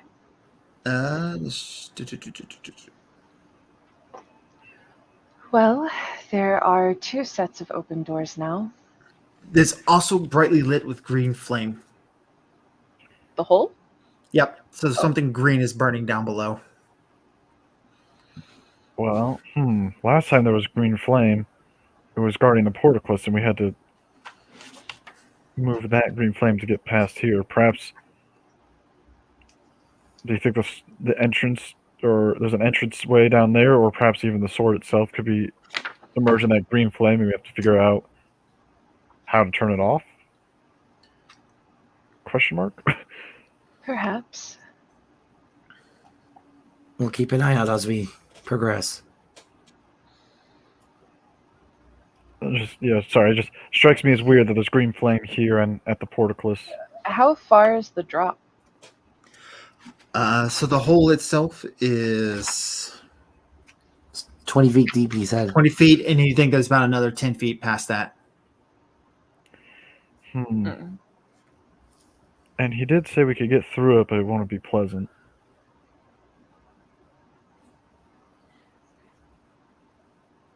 We'll see if we can find a way. Unless, is there a way we can...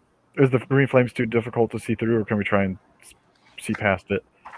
You can see a red floor below that, but otherwise, you guys, just looking from the top of this hole, you're not going to be able to see anything in this room.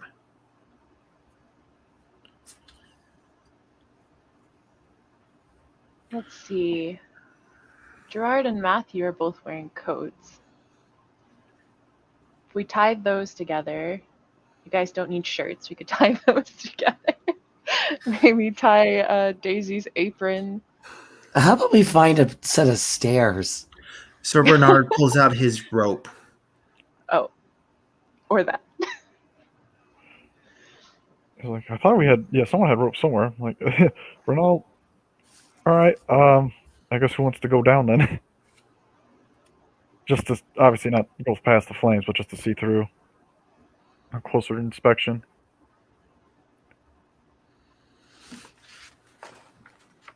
Any takers?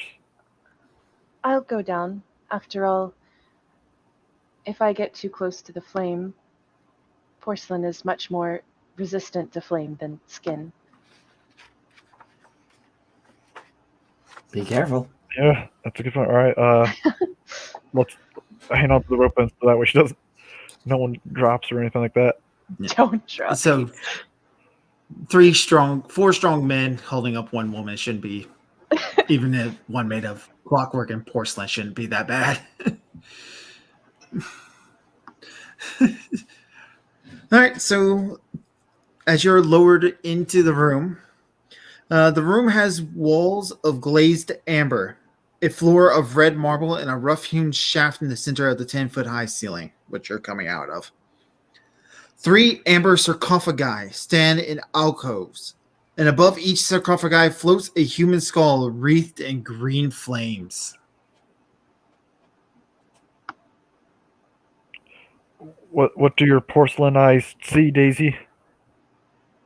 I found the sarcophagi we're not supposed to disturb. No And- sword through the red marble or anything like that? Not that I can see. Also, floating skulls with green flame, which seems normal. About what we expected, I think. I guess if she doesn't see anything else, we'll I mean, can I roll a spot hidden? Yeah, you can. 38, so yep.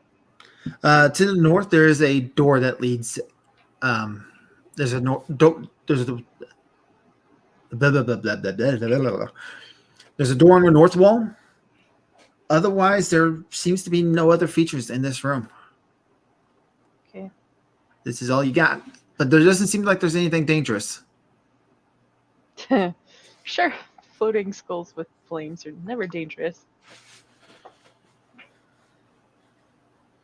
All right, do you want us to lift you back up then? I think that would be best. All right. We lift her back up.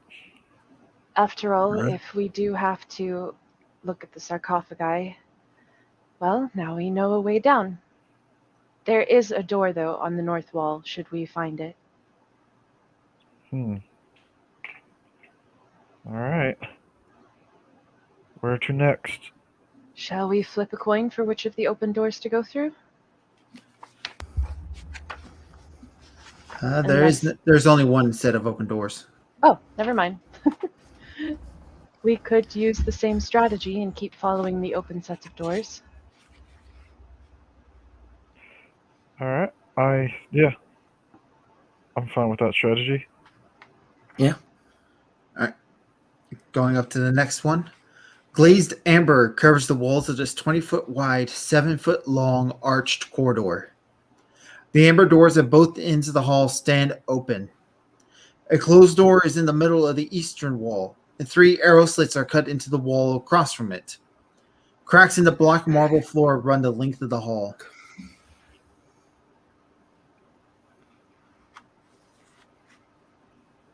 Well, shall we ignore the obviously booby-trapped door?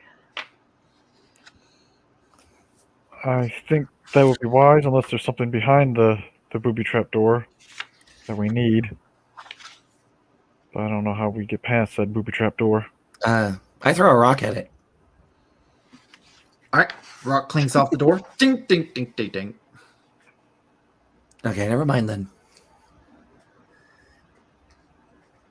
Well, Well, no. perhaps if there are rocks, could we just jam the openings for the arrow slots? Arrow slits. Yeah. Yeah, but when you look at the arrow slits, they look down on the temple floor below. So this is where an archer would be posted and shoots down. Gotcha.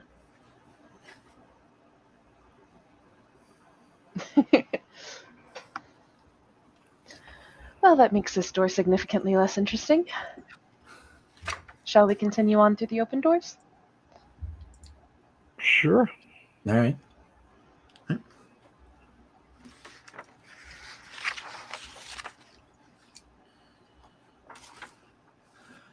right. The walls and ceiling in the eastern portion of this bare stone room have collapsed. To the west and south, which are coming out of the south, are open amber doors. In the center of the room is a 10-foot tall statue of a jackal-headed warrior made of cracked amber. Okay, continue through the doors to the west. Yeah, All right. As you enter the room, the jackal-headed statue turns to look at you and clenches its fist. No.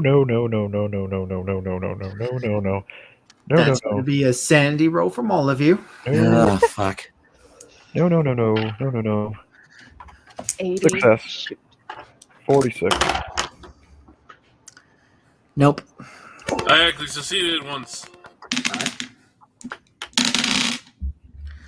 All right, so that's successful for all. So that is going to be 2 from those of you who failed. Crap. How's your sanity doing? 22. Did you just go under half? Well, I've been under half of We, my max sanity. You should have done insane thing for you. I thought we did. Doesn't he have like a dependency or something? I wasn't quite sure what was going on with that. It was just like, yeah, you probably should have some kind of mania or something. But it was right, you never, have a fear of blood now. That's right. If we did it right, I believe. Oh yeah, because it was when he was cracking into my brain. Yeah. Ah, All right. So the statue moved. We are in initiative. Right. Well, Alexi, how's your throwing arm? Those of you with guns ready, I do have the gun. Yeah. I So, have the gun and the Daisy, medallion. what's your dex number? my dex is 60. All right, that's Alexi. Daisy, Dex. Oh, sorry. Yeah. 70. 70. All right, Matthew, 40. 40, and Gerard, 40. 40. So it's Daisy, Alexi, Matthew, and Gerard, because having a gun gives you a plus 50. Daisy, Oh, gives you plus 50. Oh, so 90. yep. Matthew, Gerard, Ronald goes after all of you, and then the Amber Giant goes last. All right.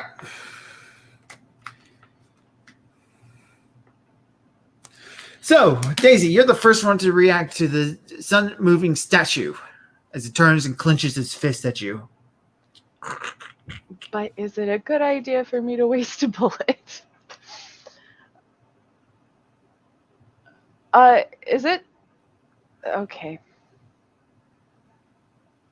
How far away are we from it? About 10 feet. Surely even I can't miss it 10 feet, right? Okay. Remember what I taught you? 46, so no. It goes flying off, misses it. You get 3 attacks. Oh. 2 more times. 45? Oop. Hey, 20. Is that under? What is it? It's exactly 20. Yay! I got All one. right. Yeah, you hit it once. Once. So, Daisy, roll your damage. Alexi, what is this gun for damage? Sorry. It is a D8. A D8. Okay. Is this a D8? Yeah. 2. 2. So it seems resistant to the damage. So you take it, and your bullet just pounces off it. It didn't seem like it affected it hardly at all. Oh, well, see, at least now everybody else doesn't have to waste time shooting at it. Right. You can still move. Are you going to run? I think that's a good plan. Yeah. All right. Alexi, you're next. I'm going to follow suit because I don't have anything. Oh, Alexi, dynamite. Well, I don't. I think you still had it, right? I have it, but you can take it off of me and throw it if you want. If you want to throw at least one. I'm just gonna start rummaging through his coat. Left pocket. Like, where is it? Where is it? Take a match. Yeah. Grab a Get the stick of torch. Yeah, real quick. Who's holding the torches? Oh wait, I think I was. All right, Because so I Alexi's found got it. torch. All right. Yeah, someone else had a torch. So I just, tap the fuse. Tap the fuse to the torch. Lights And- up. And then, oh god, I really hope I don't screw this up. I believe in you. 34 out of 48. Yeah, so that's a success. So you don't throw it too light, and you don't throw it too hard. Need to take a quick look at dynamite because you're throwing dynamite in a closed corridor. It's like, I know it was at least 5d10. Yeah. All right. So you throw it. It's just going to cover up this whole room, but everybody still probably should run. That's a good idea. I'm just like, fuck. Everyone run. Ronald, you're about to see what civilization is made of. Balaki got a taste of it, and let me tell you, they did not like it. All right. What makes you think I'm going to like it then? All right. So, Alexi, you run after you throw? Yes. All right. So, oh, God. What in the world? Unless there's like a You're delay to it or something. I think there is. I think there's supposed to be, but we definitely didn't use it last game. It depends because last game I specifically said I made it short, like the wick short. So I don't know if Alexi wanted to make it short so that way it blew up in a certain amount of time, or No, I'm I'm just wondering kind just. a thing needs to go boom. Yeah, but you guys want to get away, so I'm Yeah. going to say it goes off at the end of your next turn. So, Yeah, Okay. just throw it enough, far enough so that it still might be in the blast radius once it yeah. catches up. All right. So Alexi runs. Matthew. is Daisy running? Yeah. Right? You Yeah. are making sure you're running. Okay. Since seeing bullets doesn't do much, amulet, the power of belief. See if that does anything, and then as that happens, I'll probably as I'm probably like backing out as well. All right. That seems to do nothing to this creature. Oh, bugger! That's not good. That is All right. not good at all. So, all right. So I just put the amulet back on, and then I got the pistol in the other hand. But if I use the pistol, I'll probably lose my movement. So I'm gonna move out of the blast radius. So, All right. Gerard. Good to know. Seeing that dynamite was just thrown in, yeah, gonna be going the opposite direction. All right. Sir Renard is going to run as well. The Amber Giant is going to pursue. Luckily, it is incredibly slow. As it just kind of like slowly walks after all of you. Just you guys can easily outrun these things. That's when Alexi's dynamite goes off. All right. So 5d10. Yep.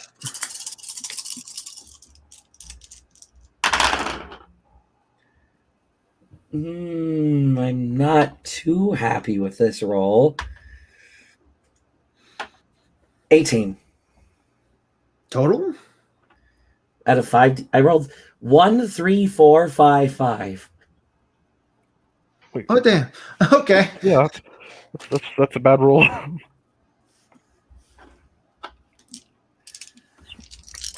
All right, so you see this thing goes launching forward and like collapses down as the dynamite goes off. And you'll go like, "Yay, we blew it up!" And you see it push itself back up on its feet. Oh shit! All right. Daisy, Still running. all right, running. Alexi, Still running. I'm gonna. I guess we're, trying to explore the temple faster now. Just like, is the sword in here? No, leave. all right. Matthew, any plans from you? Putting the pistol away, and I'm taking out the Winchester rifle because that has some piercing damage, I think, and longer range. So I'm gonna shoot that at it. See if that does anything better. Where's my rifle? 2. That's a hit. That's an extreme success with the 95. So yeah. So yeah, you get a bonus damage die in there as well. How does bonus damage work? Basically, yeah, your dice again. So do I roll 2d6 again? No, I think you just add 1d6 more. 1d6 more. Okay, so let me roll 2d6. 9, and then another d6. 10 plus 4, so 14 points of damage.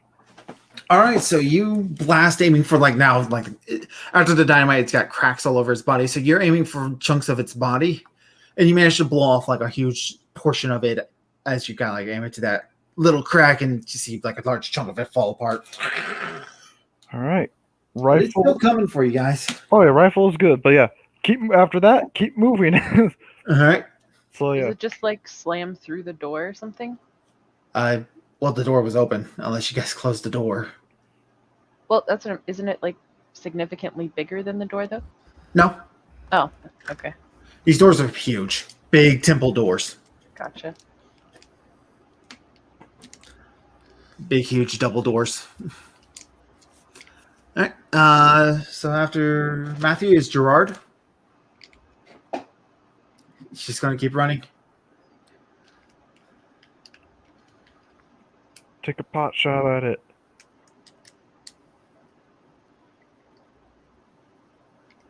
Gerard. Oh. Amish. Sorry.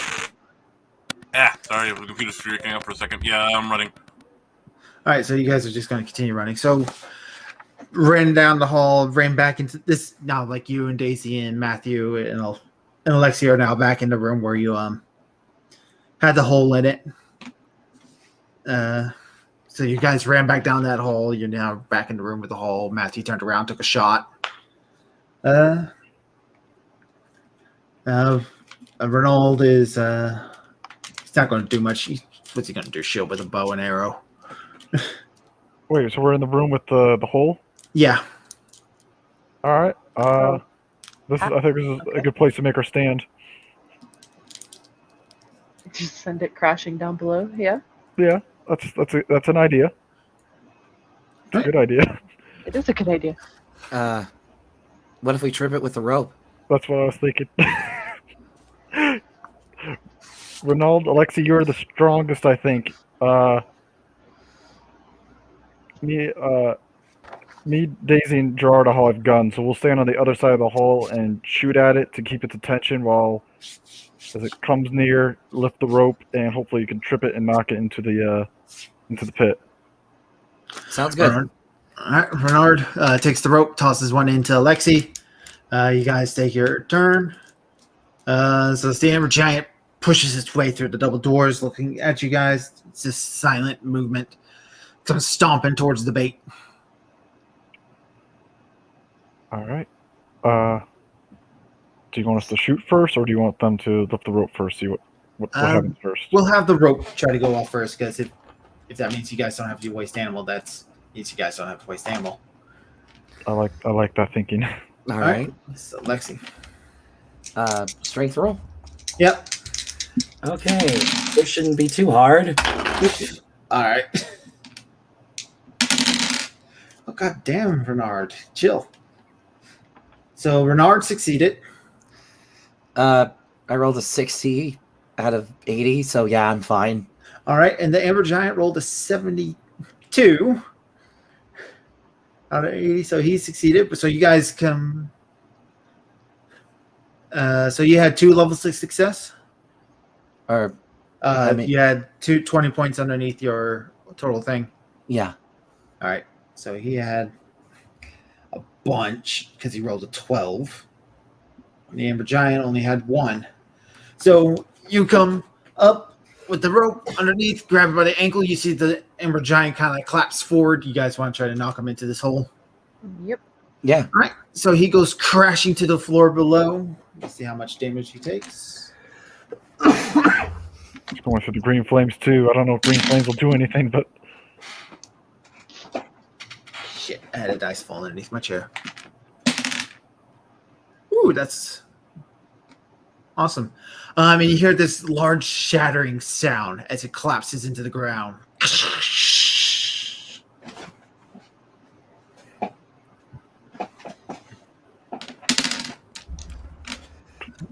do we dare look? I look. You see it, large chunks of it all over the place on the floor below. Yeah, successfully defeated the Amber Giant. Did it bust through the floor? No, it did not bust through the floor. Ah, Floor's cracked now, though. Well, if we find another one up in this floor, then we know what we're doing. yep, I agree. Good to have a game plan. Okay, so that basically means that the door we were trying to go through led around back to a circle if we ended up back here, right? No, you guys ran back the way you came. Oh, gotcha. Okay. Yeah. Well, shall we go back to the door it was guarding then? Sure. Yeah, must have been important if it was guarding it. We can hope. So as you go through the set of doors that was guarding, it leads you to the black marble balcony, 30 feet above the floor, overhangs the northeast corner of the temple. The 2 amber doors leading off this balcony stand open, so you got another set of open doors. So basically, you're now on a balcony that's on the other side of the big, massive temple room.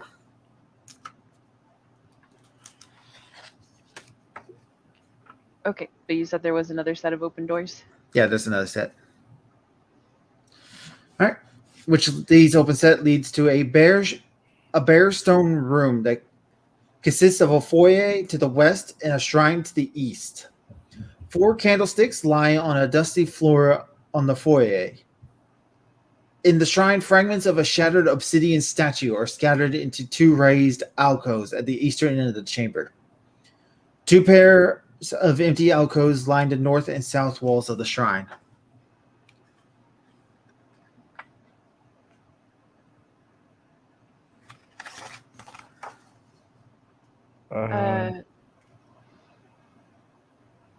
We do spot hidden on the shrine? Absolutely. Okay. That is a 7.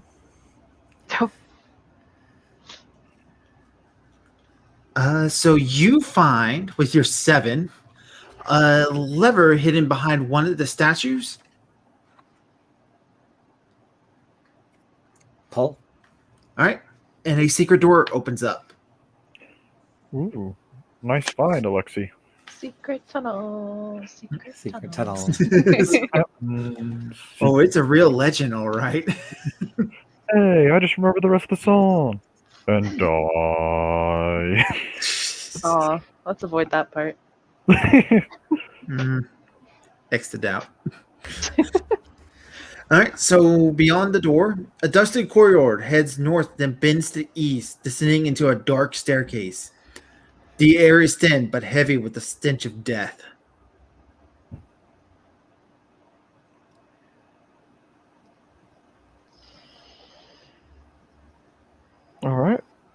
Well, this seems both horrifying and promising at the same time. Lock and load. Huh? Put the rifle away, amulet in one hand, pistol in the other, just in case. Even though amulets don't do anything against amber giants, but if it's not an amber giant, then hey, living things will have a hard time against it, I hope. Or undead things. Preference, I guess. Anyways. All right. The stairs descended to a collapsed hall with a high ceiling and amber glazed walls. Rubble covers most of the floor, and a path through the rubble leads to an open doorway. A deathly stench seems to come from there.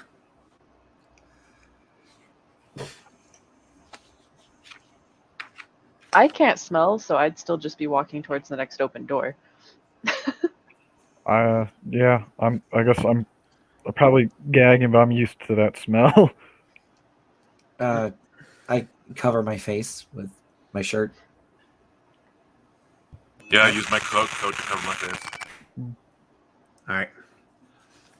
So the room has amber glazed walls and a floor of dark green marble. 3 amber sarcophagi stand in the alcoves. 2 dead humanoids with ghastly gray skin stare up at the ceiling. Their bodies partially rotted. And there's no other doors in this way, right? No, there's just the door. The one door. Oh. As you're looking at the 2 bodies, you realize they have 3 eyes. 2 normal eyes and a 3rd lidless eye. And as you look around this room, you realize there are 5 more such humanoids clinging to the walls and ceiling.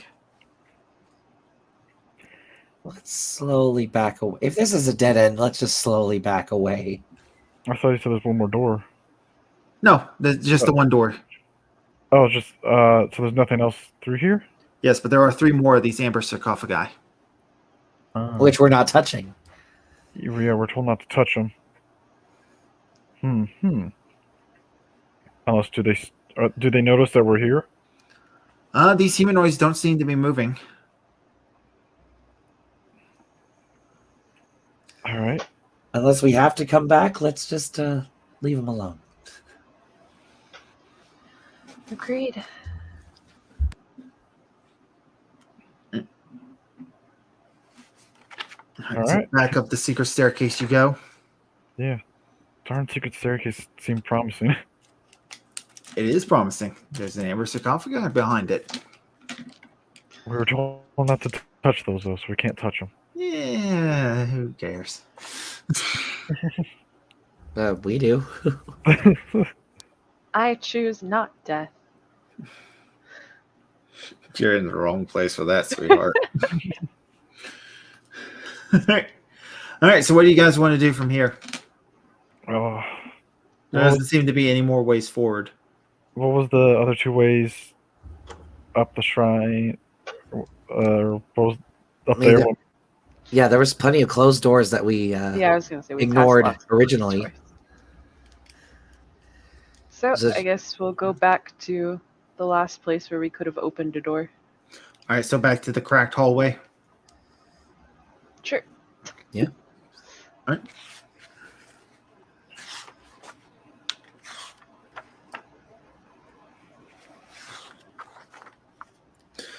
This chamber is brightly lit by red copper lantern horns that hang from the ceiling.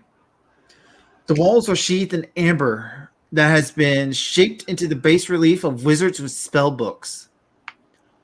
Stairs to the north and south descend 20 feet to an obsidian lectern, behind which a slab of black slate hangs from chains. Between the stairs are descending rows of red marble benches.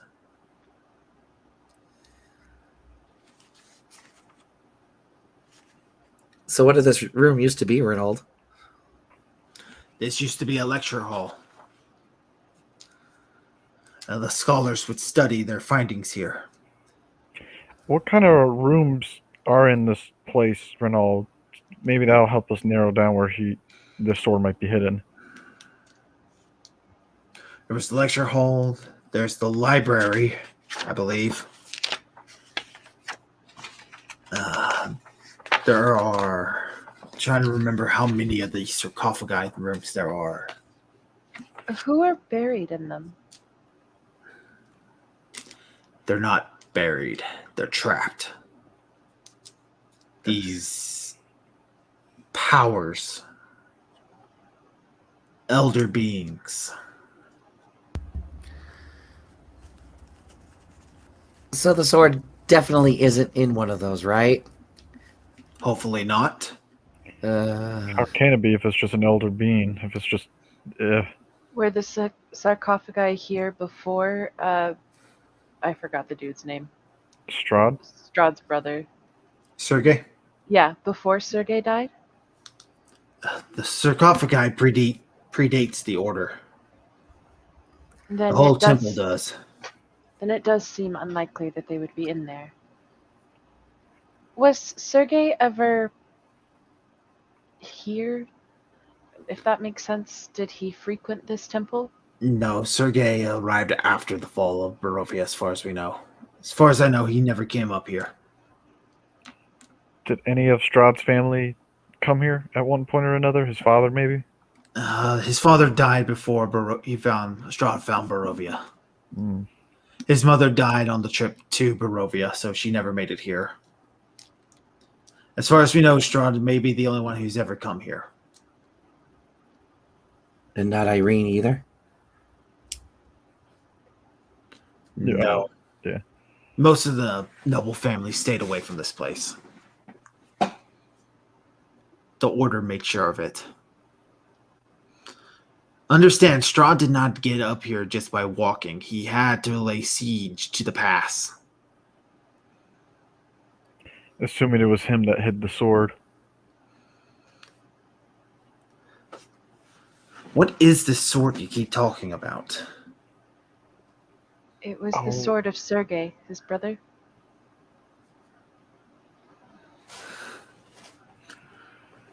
That would be a very useful tool.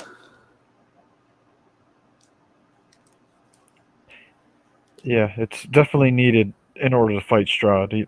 Amulet and knowledge alone can only take us so far. An actual weapon would be very powerful to have.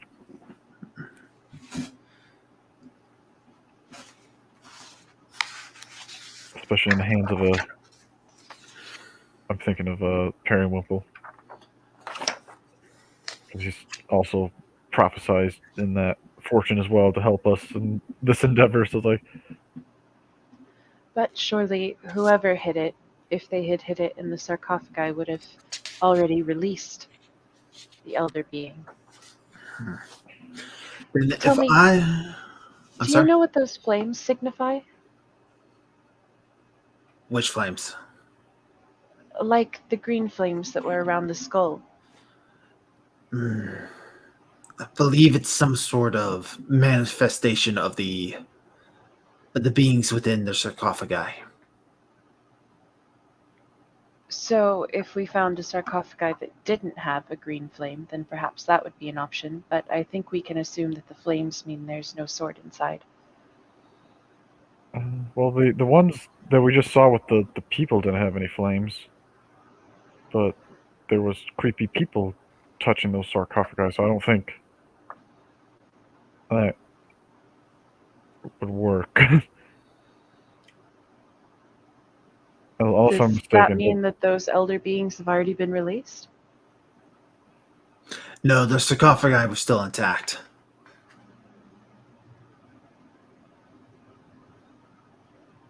Does just touching them alone give the turning into three-eyed monsters? It could be potentially the gifts that they bestow. You call that gifts?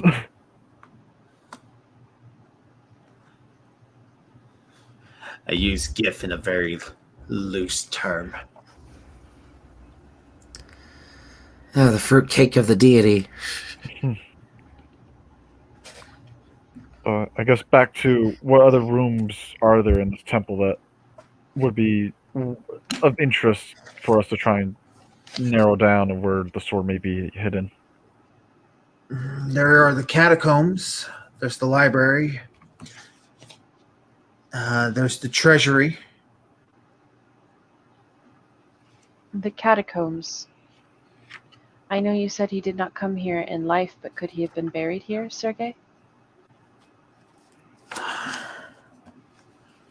Possible. We can go check it. I think that would be wise. Yeah. Yeah.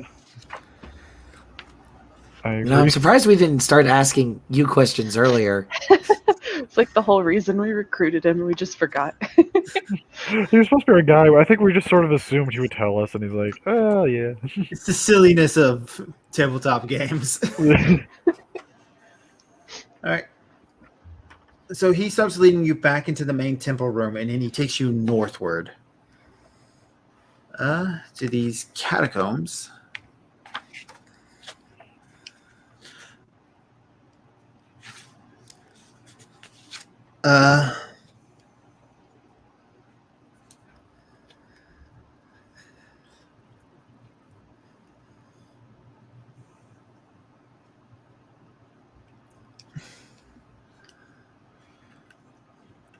So he walks up to it, gives a good push to the door, only to find that it's locked.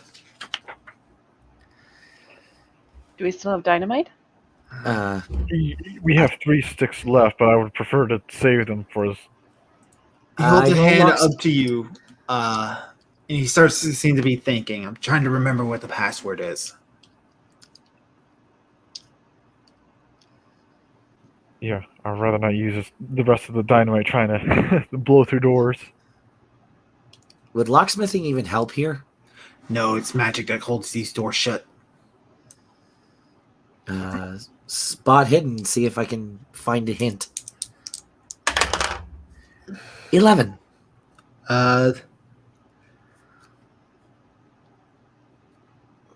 There is no hint. Nope, no clue or anything inscribed on the door. No Okay. clue whatsoever. Your worst enemy has returned doors. Doors. He thinks about it. He goes, "That's the password." And he leans up to it and he whispers, "Eternia." And you hear the door slowly swing inward. All right. Don't forget that password just in case. And now I'm just thinking of something that is completely irrelevant to this. Eternia. He-Man is the master of Eternia. God damn. All right. Phil. It was some like Christian, like, satanic panic of the 80s. Oh, there's like, they're using magic and martial arts and all these kids' cartoons and whatnot. And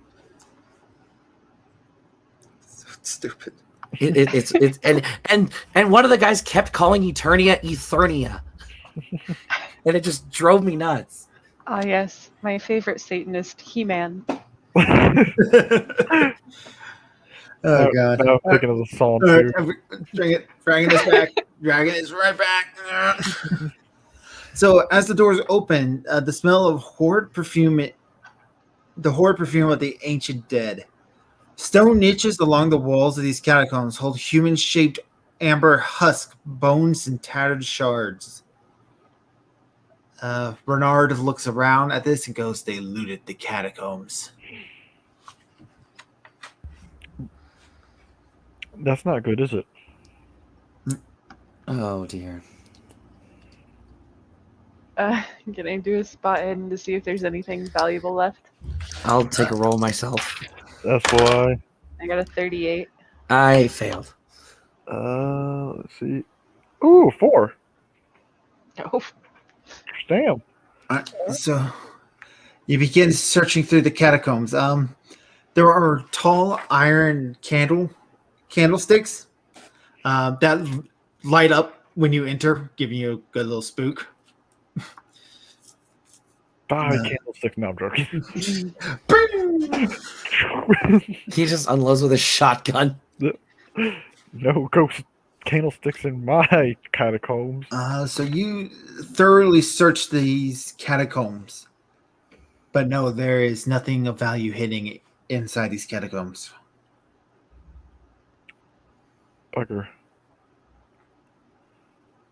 Well, I suppose the treasury would be another spot to check if there's nothing here. All right.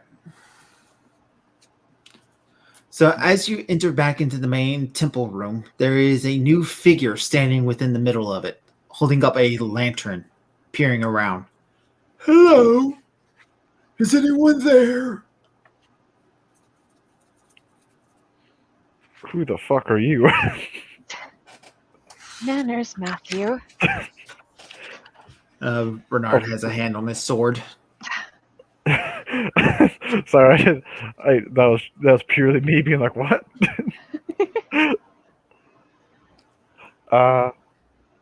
Who are you, sir? I say with medallion and gun in one hand each, just like, hey. My name is Xanthar. Who are you?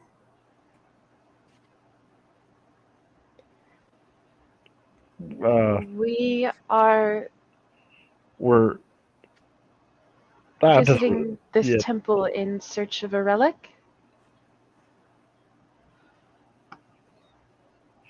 Where did you come from? I am the caretaker of this place. Oh. The heavily robed figure turns to look at you, holding up the lantern. Have you come seeking knowledge? Yeah, of sorts. Do you by chance know of a location of a sword? A sword. Yes, the sword of Sergei. Perhaps, but is that all that you search for? The true treasure in this place is knowledge. Well, Alternate ways into the castle of Strahd. Is this place a fortune cookie? I don't trust whatever knowledge this guy has to offer. So it's one of those like, how about the knowledge of where the sword is, and then we'll be on our way, please. I don't trust strange caretakers that show up out of the blue. Like, What hello. kind of knowledge does this place house? Powerful magical knowledge. That of the unknown. A path to destiny and what your heart most desires.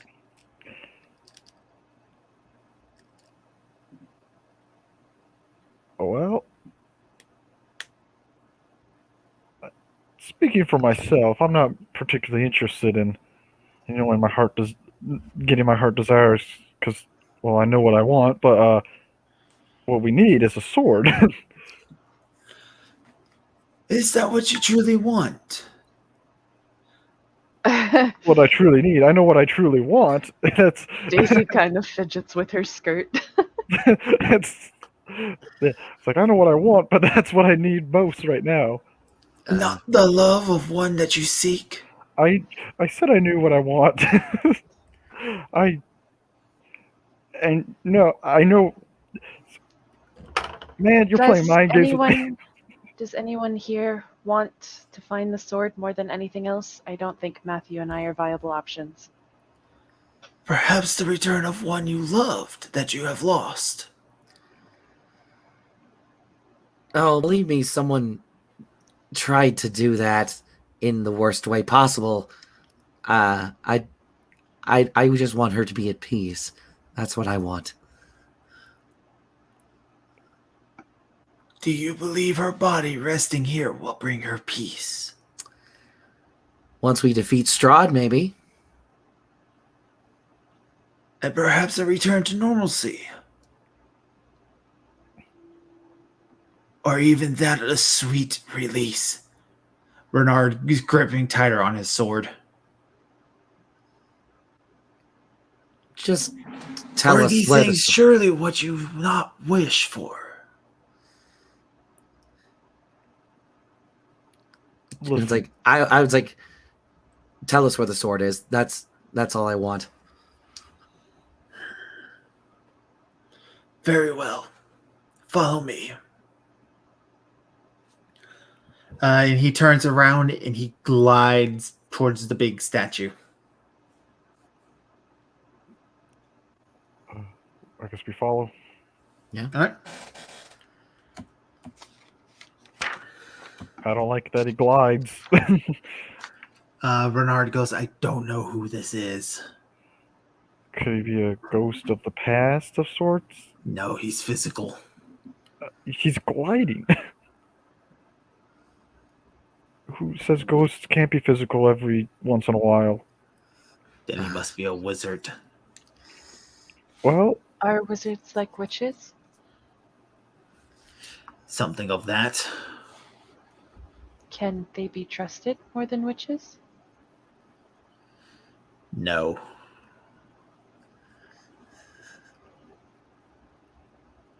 All right. So he leads to a set of double doors that are just off to the west of the giant statue. And he walks up to the set of double doors, puts his hand upon it, and he goes, Devotion! And the doors swing open, revealing piles of treasures that are heaped against the west and east walls of the stone room.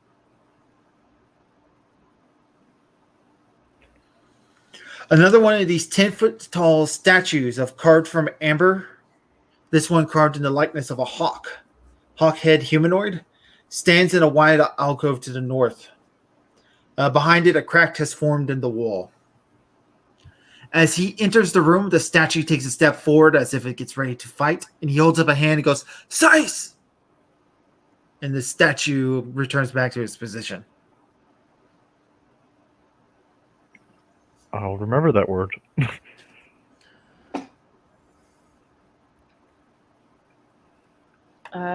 Should we do spot hiddens for the sword? Nope. 49. So, yep. Nope. Nope. So Daisy, you see 4 hilts sticking out of one of these massive piles of treasure. I mean, like there's so much, just loose coins, gemstones, all sorts of shiny things. There's even a full gilded chariot in one of these alcoves.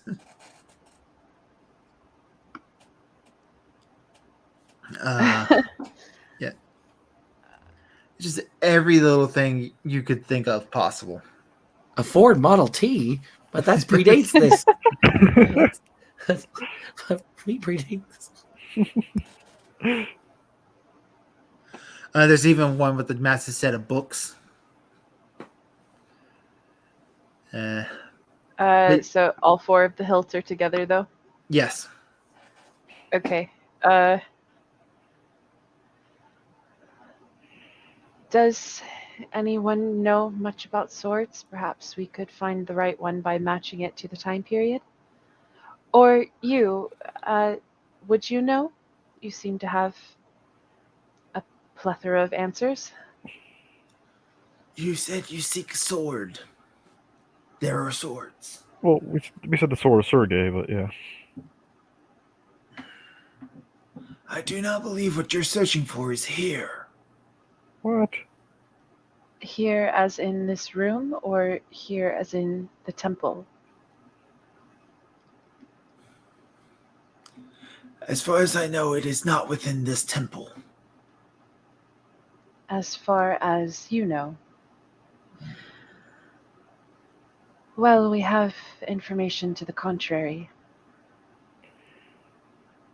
How do we know if it's one of those swords? Sir Renard goes and pulls out the 4 of them, and they are heavily rusted. Okay, so not those swords.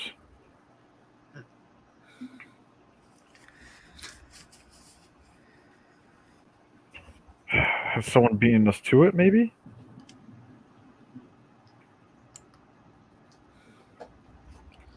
It seems unlikely.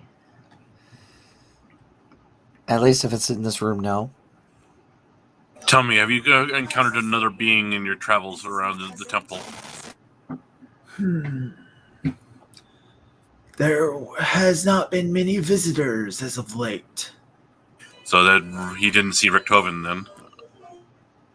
Richtofen? I do not know this person. I'm sorry, Strahd's right-hand man. What is his name? Rahadin. Rahadin. Ah, yes, the one who comes to praise at the front of the statue. No, he goes no deeper into the temple than that.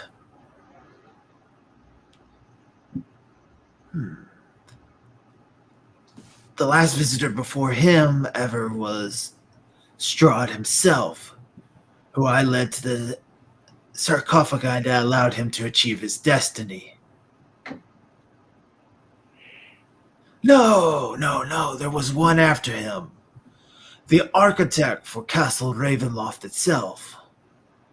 He took up a room here within the temple for his architect. I believe it still has things of his within. Can you take us to that room, perhaps? Yes. Very well, I will take you to that room. But I highly encourage that you visit the sarcophagi to give you what you desire. No, thank you. I don't want the. Tell It's more. me, I want to do it myself, kind of thing. when Strahd fulfilled his destiny, as you put it, was the being held inside that sarcophagi released? No, that is not the one that was released. Bernard kind of turns to look at him. One of them is out.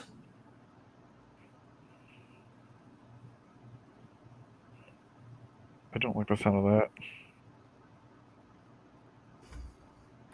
Though, if I was right, someone could have released one while trying to hide the sword. Maybe, but Meaning, let's go to the room first, and Yeah. then deal with that as we get to it. Hopefully not. Hopefully see it. while we're walking, what did Strahd do here to fulfill his destiny? He went and placed his hand upon the sarcophagi of Vampire. He accepted the gift and achieved the ritual. And then Barovia became as it was as the cost.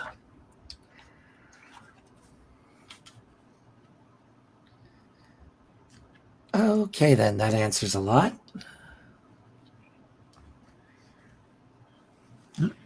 So he leads you back up the big staircase and takes you westward through the set of closed double doors that were up on top of the balcony. Which leads you into this room over here.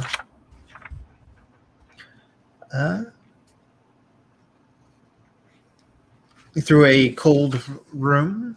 He leads you through a very cold room, through another set of double doors, it mirrors like the other direction. Very symmetrical.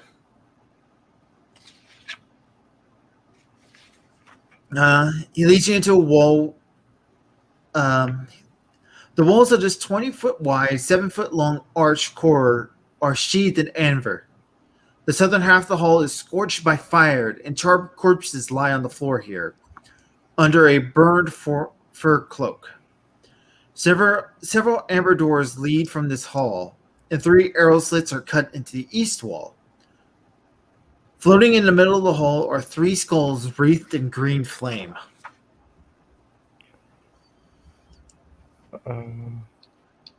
This is where the architect was at?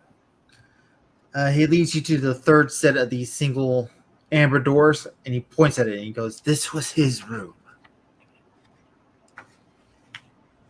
Can you open it?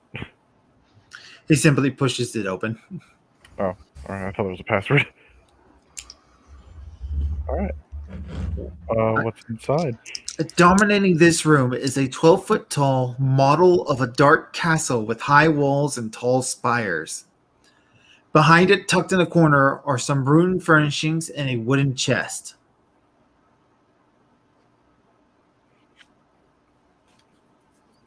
Spot hidden. 8. All right.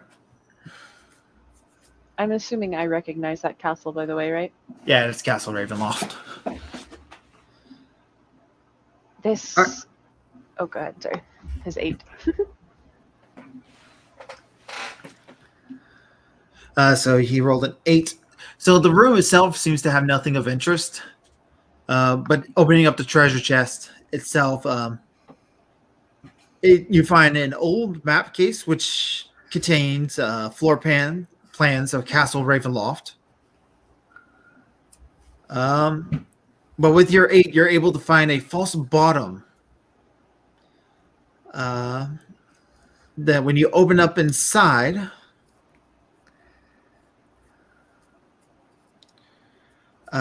reveals a gigantic tome. I look through it. All right. This tome seems to go over basic arithmetics all the way to the advanced. You believe that if you sat down and read this tome, it will give you a mechanical boost. Ooh. I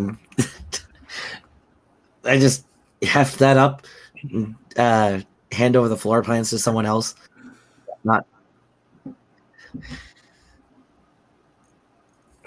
It's just like we've got plans to Strahd now. To Strahd's castle. That's all right. That's good to know. Should we take the giant miniature thing with us too? How long would it take me to actually read through this thing? Probably about 8 hours of reading time. If we we'll probably stop at the guardhouse later anyway, so maybe I might meet her then. Yeah, that'll give you time to read it. How big is the miniature thing? Let's see here. Should we carry it, or should we just? We got the floor plan, so I don't know if it's that important, but.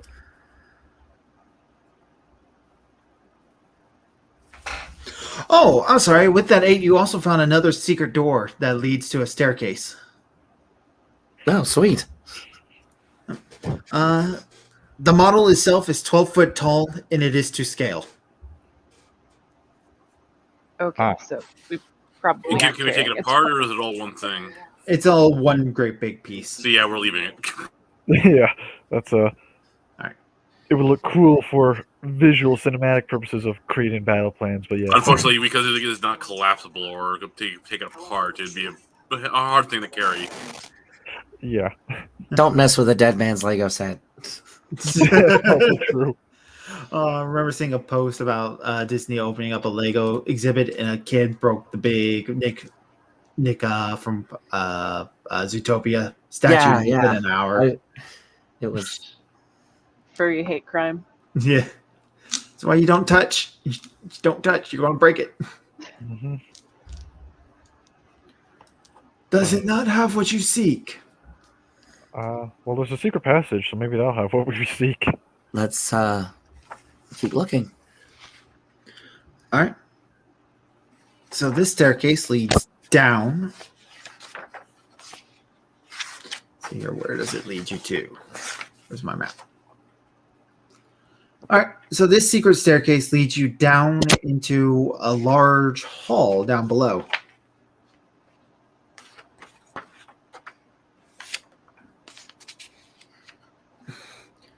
Glistening amber coats the walls of the ceiling of this enormous hall-like sculpted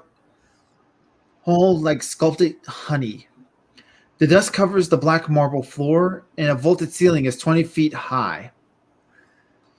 Ascending to the walls at the height of 5 feet are amber ledges lined with life-size alabaster statues of cats, frogs, hawks, owls, rats, ravens, snakes, toads, and weasels. Many of the statues have fallen off their perches and lie shattered on the floor. An amber door to the north wall stands open. 4 other amber doors to the west and south stand closed. Definitely want to check out that frog one. That might be important.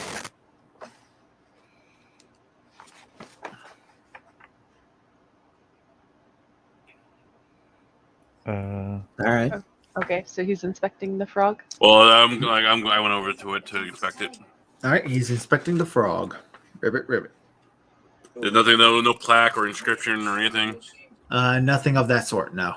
No, that's no use then. Figured it might have some use as to why he swallowed the frog earlier.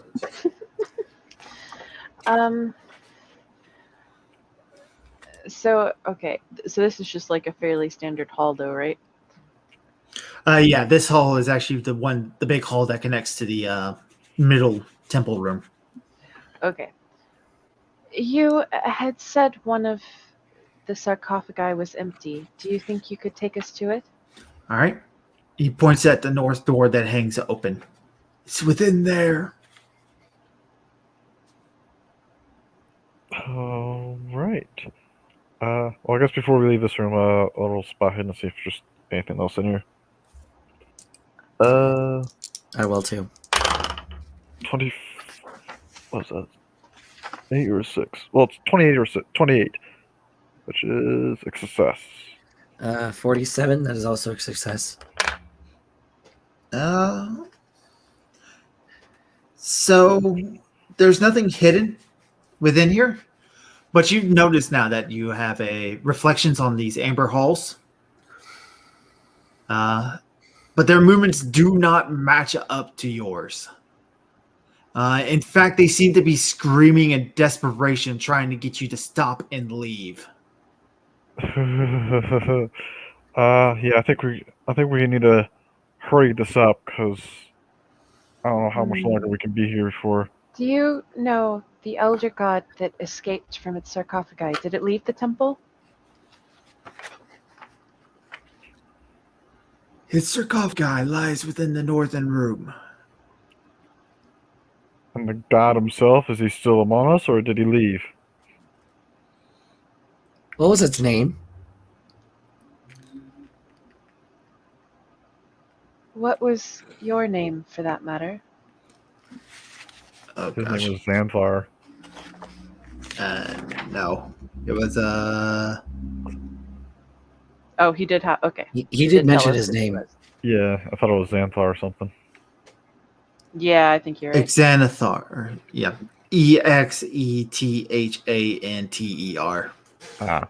One of those classic, way too many E names. Xanthar. Xanthar. And what was the name of the god? I do not know. I think it's fine. Let's just go. Let's look at the coffin real quick. Take a little peek. Before, Occult? Can I roll an occult roll? Please, for the love of God, pass. Wait. How much would it be? I'm fucking pushing. Oh, wait. So at this point, Daisy definitely thinks the old man. Okay, is God. I spent 8 points of luck to bring that down to my 29. All right. So you exceed? Yes. How do I justify you having this knowledge?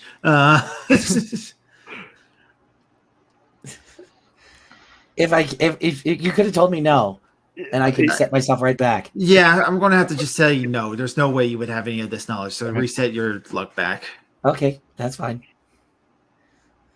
Unless it's like written in the tome book or something. Front page, like, hey, I accidentally broke this guy's coffin. It was one heck of a rave party. Cute coffin might delete later. Yeah. Maybe let's check it. Let's keep looking elsewhere. I don't think it might be in that coffin. I'm like, let's just take a quick look real quick before we... I think only one of us do you mean only one of us? I mean, I think we all get the feeling that that room is exceptionally dangerous, and all of us together wouldn't be enough to stand up to a god, so if someone's going to die, maybe best just one of us. That's... Oh, God. She just steps forward. It's No, fine, no. I'm technically already dead anyways. Not technically, not in my eyes.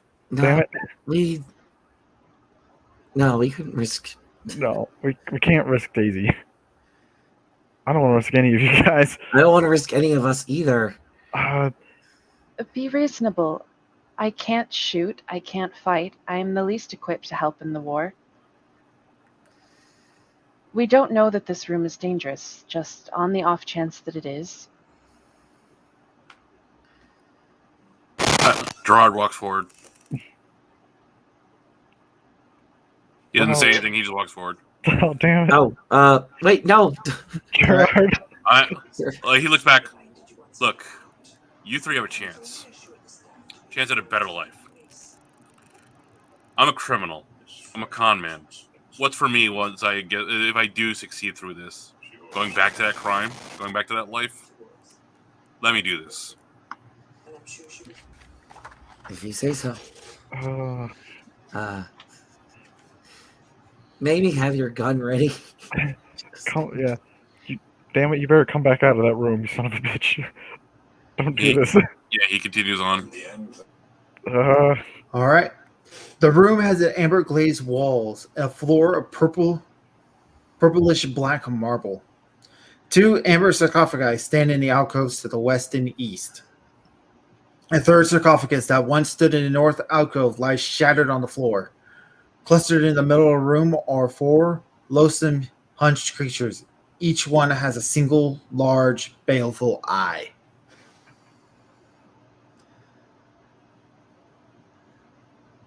Have they taken notice of me yet? No, they have not.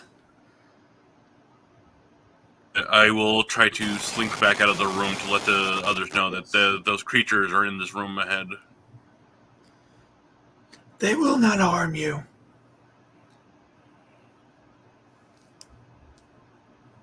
What makes you so certain?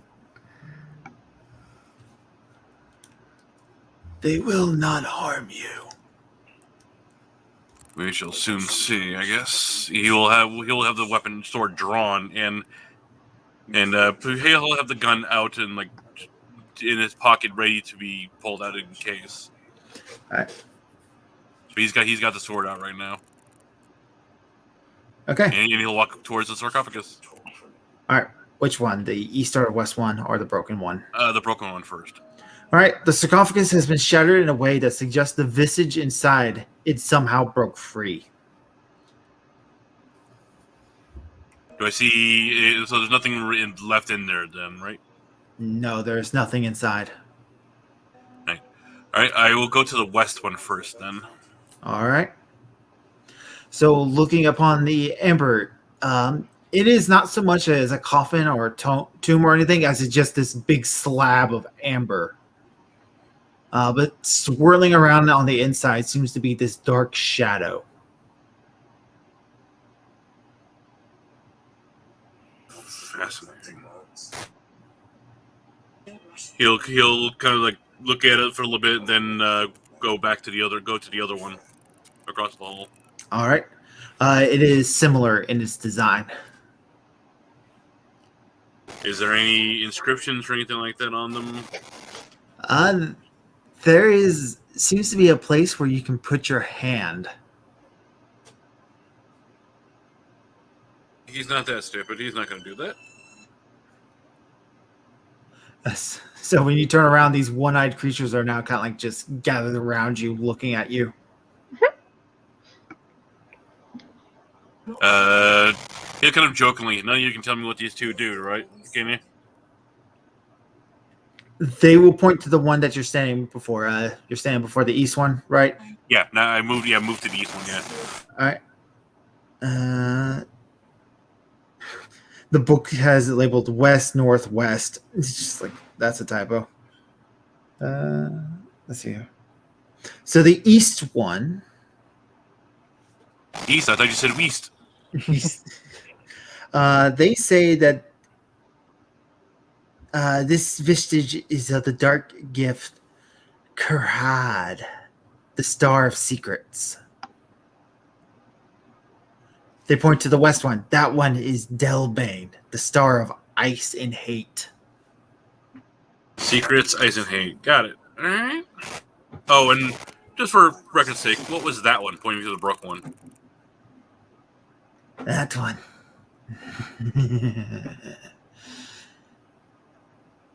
That one was Galgier, the Mist. Uh-huh. All right. Well, with that, I will leave and relay this information.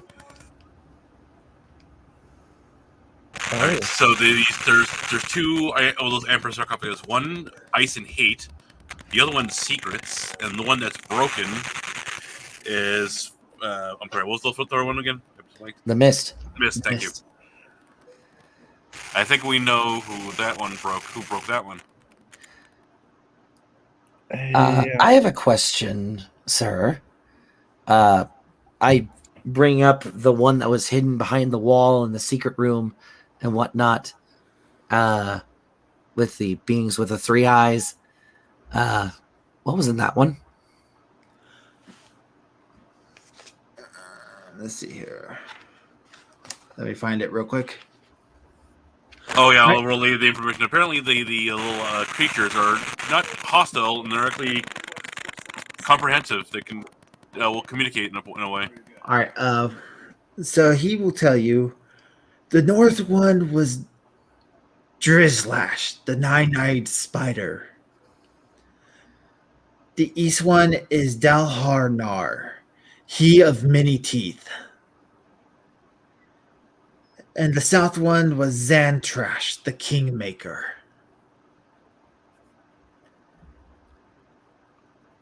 Uh-huh. Yeah. It's still no sign of the sword.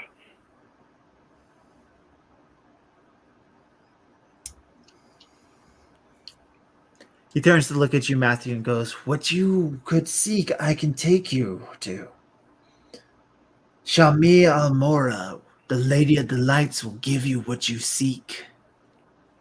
I don't like the sound of that.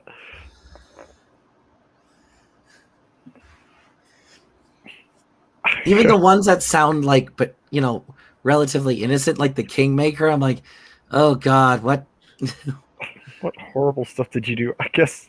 what horrible things would I have to do in order to? What is this another sarcophagus? Of course. I don't like the sarcophagus. He turns to look at you, Alexia, and I can take you to Tarkar Mardaras, the grave worm. He will give you the power to raise the dead. Oh, no, Yeah, I already punched someone in the stomach who tried to do that. No. You're still going on about our wants and desires. Listen, we can accomplish our wants and desires without the help of gods. We got part of what we wanted. Mm-hmm.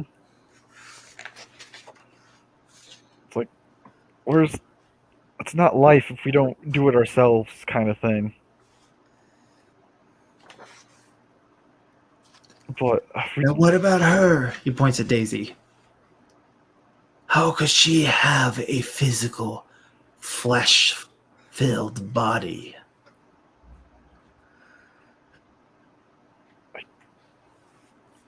I can't answer that because I don't know. I don't know what Daisy wants. That's Daisy's choice, I guess.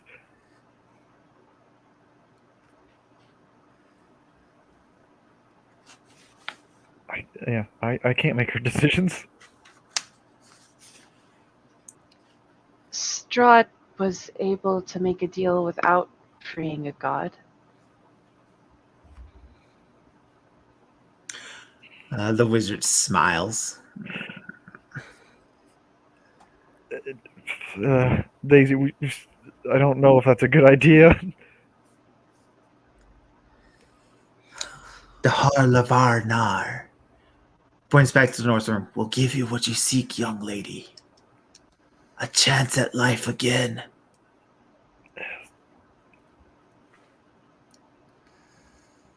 Oh boy. Daisy, listen. I said I know. I'm not making your choices for you or anything, but we've seen what those three-eyed monsters. It could turn you into one of those for all we know.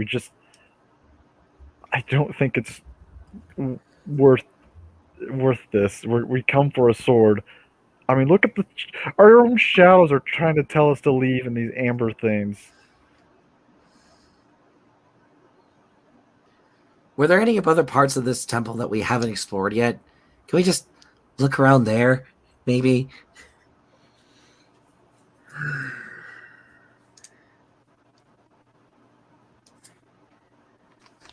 Very well, I will take you where the last potential place it could be. He starts to lead you back up to the giant god statue, walking behind it this time to open up a secret door. Do you follow them, Daisy?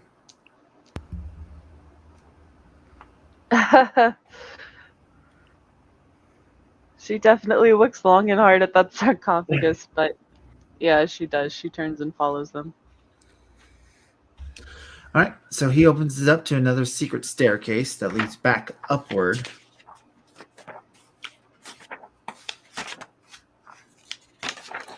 That leads to this room here. Okay. So this staircase he leads you up takes you into this stone library. Has a 20-foot high wall and a 30-foot high vaulted ceiling. Covering the ceiling is a fresco that depicts angels being set ablaze in hell. A black marble railing encloses a golden marble staircase that spirals gently down a 30-foot wide, 30-foot deep shaft to the north.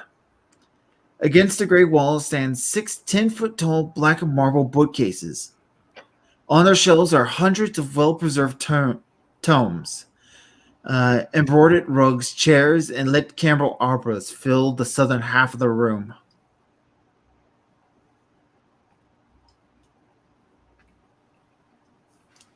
Spot hidden. Yep. God damn, I am rolling amazing. That's a 3. Yeah, I got a 2, so. No need for me to roll then. All right. After a couple of hours of searching, you are determined to find that what you're looking for is not in here. However, all the books appear to have blank covers and empty pages.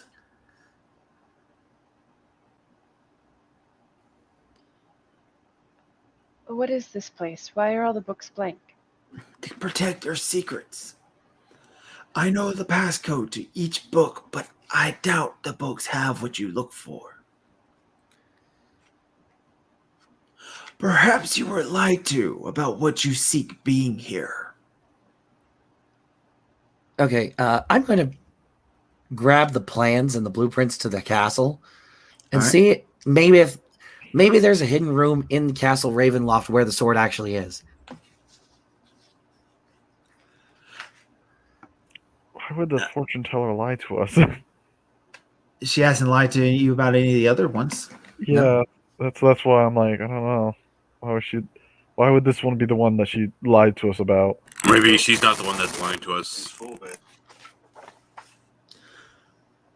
Well, I mean, he definitely already has lied to us. He told us he didn't know that god's name, and then later he said it, so. So maybe he's just leading around in circles. No, he didn't tell you the god's name. It was the other creatures that did. No. Oh, okay. Well, still, how did... Okay. How would they know something he didn't when he knew all the other gods' names?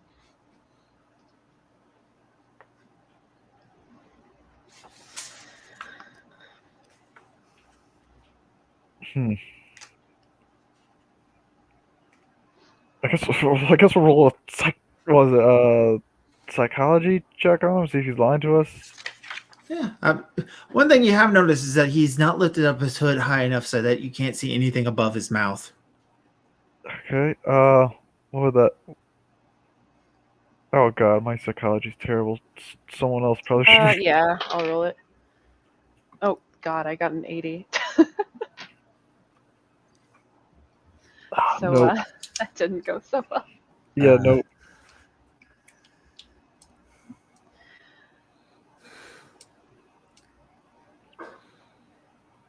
Is there anything in the plans? There's a number of secret doors. Even one, there's of the big ones of note are a couple of secret passageways throughout the castle. There's a big one behind the fireplace in the study that leads to what looks like some sort of small fortification within the castle itself.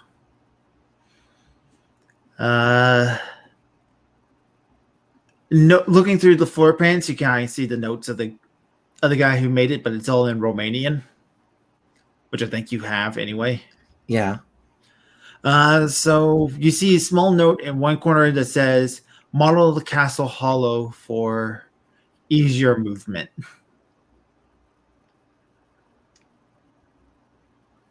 The model of the castle is hollow. Easier movement of what?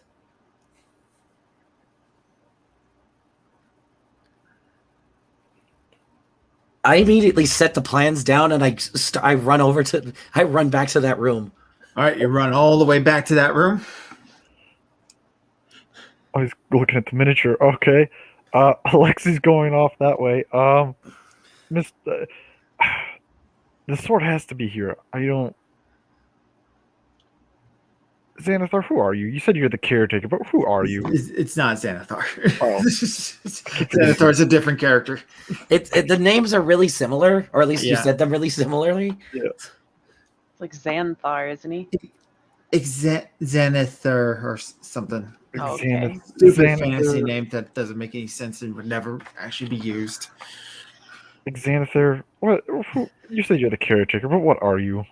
Who? I am the caretaker of the temple. And yet you don't know where this sword of Sergei is. But Because it does not exist here. well, apparently it's here. He seems incredibly frustrated with you. I'm incredibly frustrated with him at this point. But or what about anywhere else around the temple? What was the prophecy exactly? Amber giants of something. Underneath the Amber It's guarded by amber. Guarded by Amber Giants, okay. Yeah, it's guarded by amber giants. What other amber giants? What do the amber giants guard here? Is there anything they guard? They guard the treasure. They guard the sarcophagi. The one in Bernard the goes, those things were not here when we had control of the temple. What? Those things must have come later. all right. The one that we. How many of these amber giants are there? There are two more. Two more. One in the treasure vault room. One that wanders the halls where your friend just went. I'm sorry. Alexi just took off from the room. It's walking the halls where Alexi might be at. Yes. All right.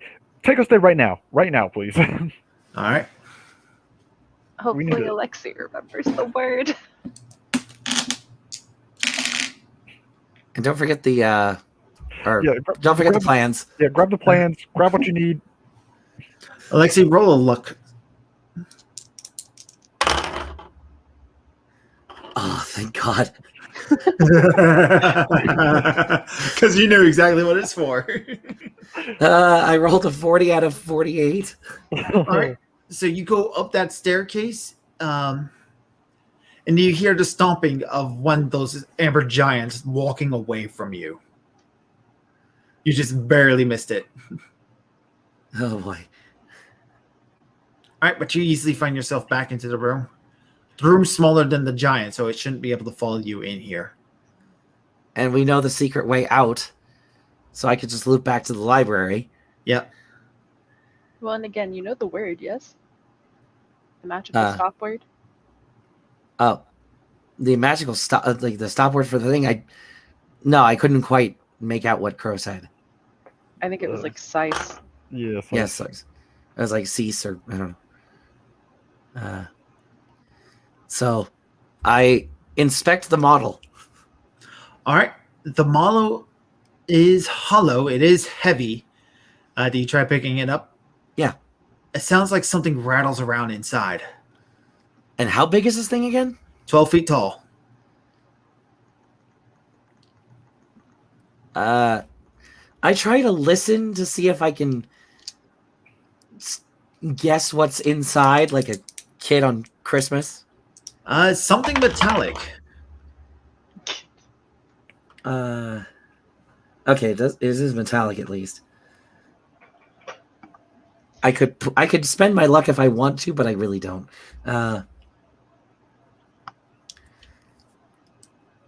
I'm good. It's like, what is it made out of?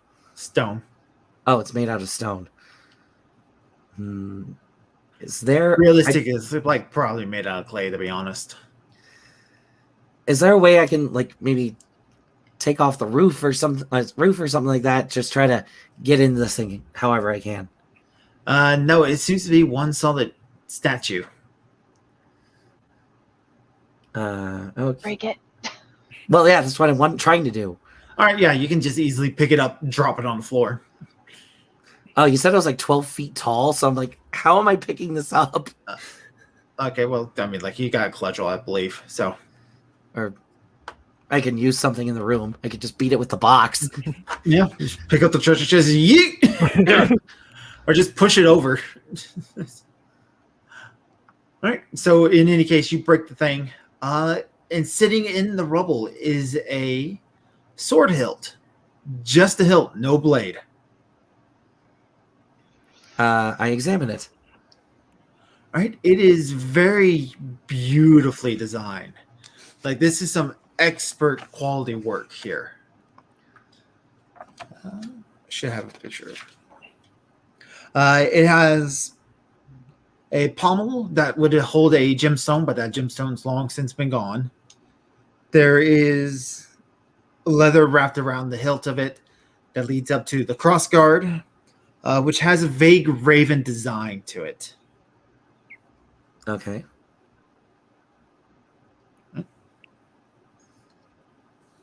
And there's nothing else rattling in this thing. I can try to just break it open, find the rest of it. That's all. There's no blade. No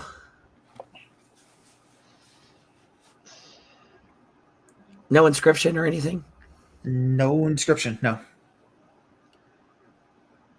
Maybe if I can... Let's see. The hilt is actually made of platinum, too. Nice. Let's see. I'm going to take the secret passageway back down and head to the library because I assume no one followed me. All right. Are you picking it up or are you leaving it? Of course I'm taking it. All right. So when you pick it up, you are suddenly overcome with a feeling of surprise, shock. This feeling of like being alone for a very long time, then suddenly meeting people almost. There's a hint of sadness somewhere deep within there, and there is a lot of rage.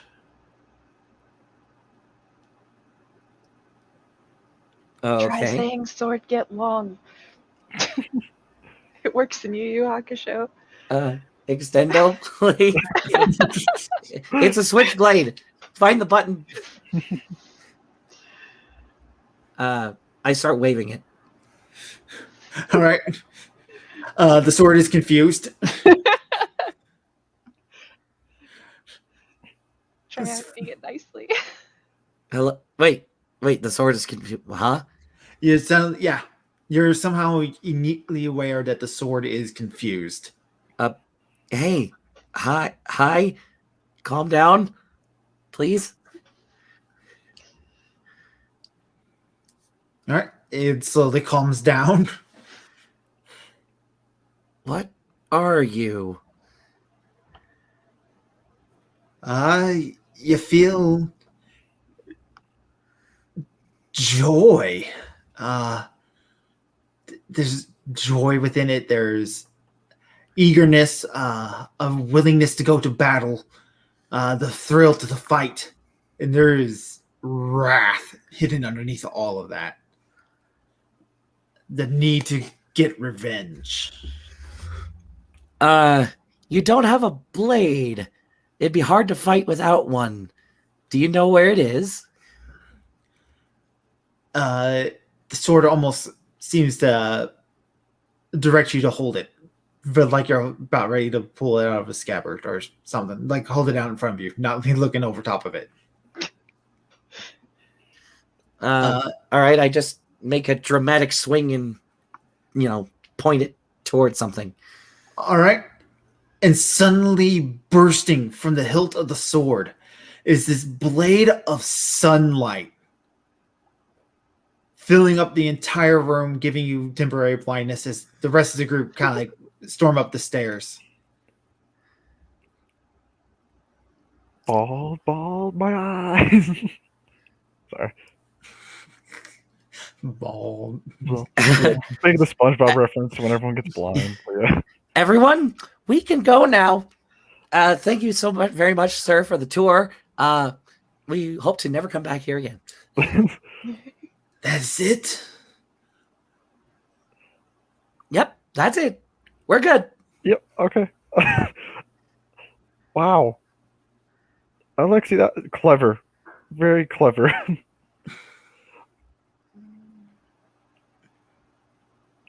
But your desires, loved ones return to you, or to find the love that they have for you. I already told you what my desires were. I wanted to find the sword and, information about Castle Ravenloft. And I have it. Thank you very much. We're going now. I was like, I don't even pay him any mind anymore. I'm just immediately going down the secret passageway because that was closer to the exit and whatnot. Just like, bye. Everyone else, come on, bye. Yep. Following Alexi.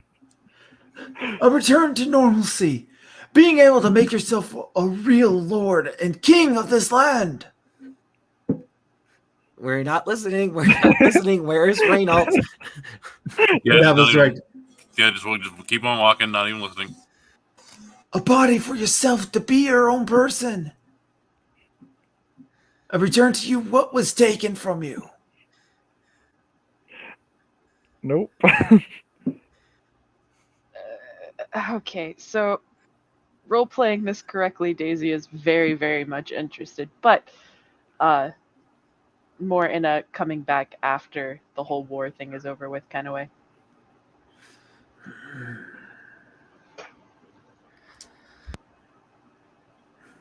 There is nothing I can do to convince you. Sir Renard kind of like pushes him off to the side and goes, they said no. And he quickly kind of escorts you all right back up and out of the temple. And if he starts blathering on, I'm just going to start singing like some drinking song or whatever. Just like anything to just drown him out. Okay.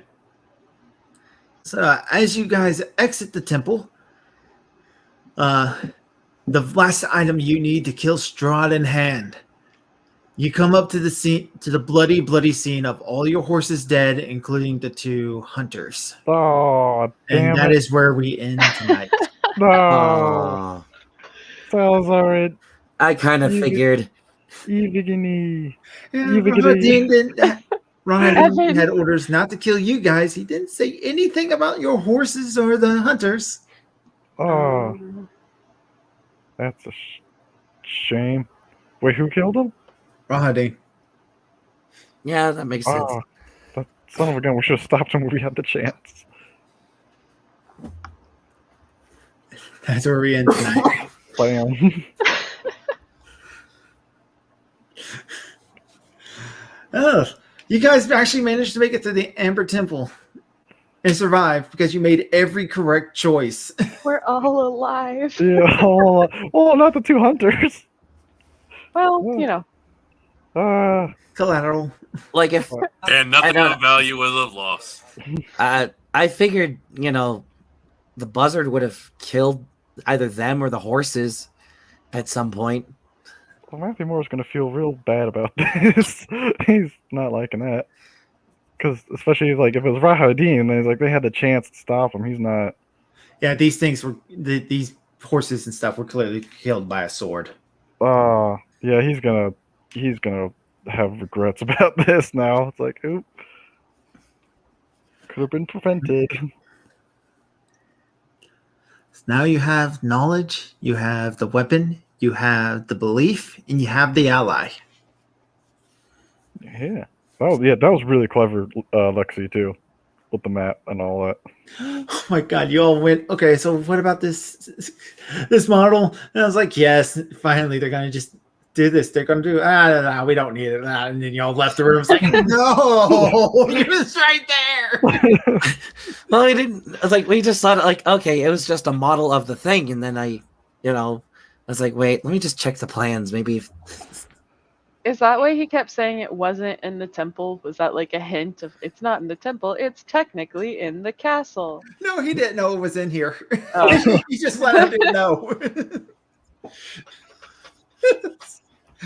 He wasn't trying to deceive you. He just didn't know. I We just want to be seriously like, thought he touch the was sarcophagus, please, for the love of God. I know, as much as he was trying to wheel and deal, I seriously thought he was the god. Yeah, I thought he was too. I thought he was some elder being that broke free and like, yes, touch my sarcophagus. Well, For when the you love- would, He's like, sell me your here's- soul, children.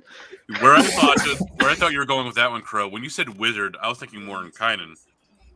No, I took Mordenkainen out. Yeah, like I noticed you took him out, but then I'm like, wait, wizard. Is this who I think it is? No. No, That's in the actual D&D game we played Amish, you guys, you all went up to the wizard and like you went up to this guy and went, "Hey, dude, how you doing?" And he's like, Yeah, "Hey, this- how this- you guys are?" yeah, And there then you was- didn't interact with him throughout the rest of the whole thing. Yeah, the first time I did this, there was a mad wizard we heard about. We fought him, beat the crap out of him, knocked him out. Turns out that was Mordenkainen, who went mad after being stuck in Barovia for God knows how long. A year. Yeah, basically he fought Strahd, lost, and then went mad. I kept this story in here, but I took him out physically because it doesn't make sense for that D&D character to be in this type. Yeah, it of makes game. sense. Yeah, that's where I went to. Where my mind went when as soon as you said wizard, I'm like, oh, is this who I think it is? It's a shame because I don't think they know who Mordenkainen is. Well, I know who Mordenkainen is. Oh, well, we got one. Mm-hmm. I know Blue definitely does not. Yeah, he's like the wizard of D&D. No, Yeah. let me explain it better. He Okay. is Gary Gygax's personal character. When Ah, he played the game for testing and stuff, it was his character. I see. And they have various spells named after him in earlier editions. And Even I didn't know that one. Yeah. You didn't know Mordenkainen was... No, I didn't. I thought he was just a character he made, not that he played. Yeah. I like the Mordenkainen proton and Tasha stalkers.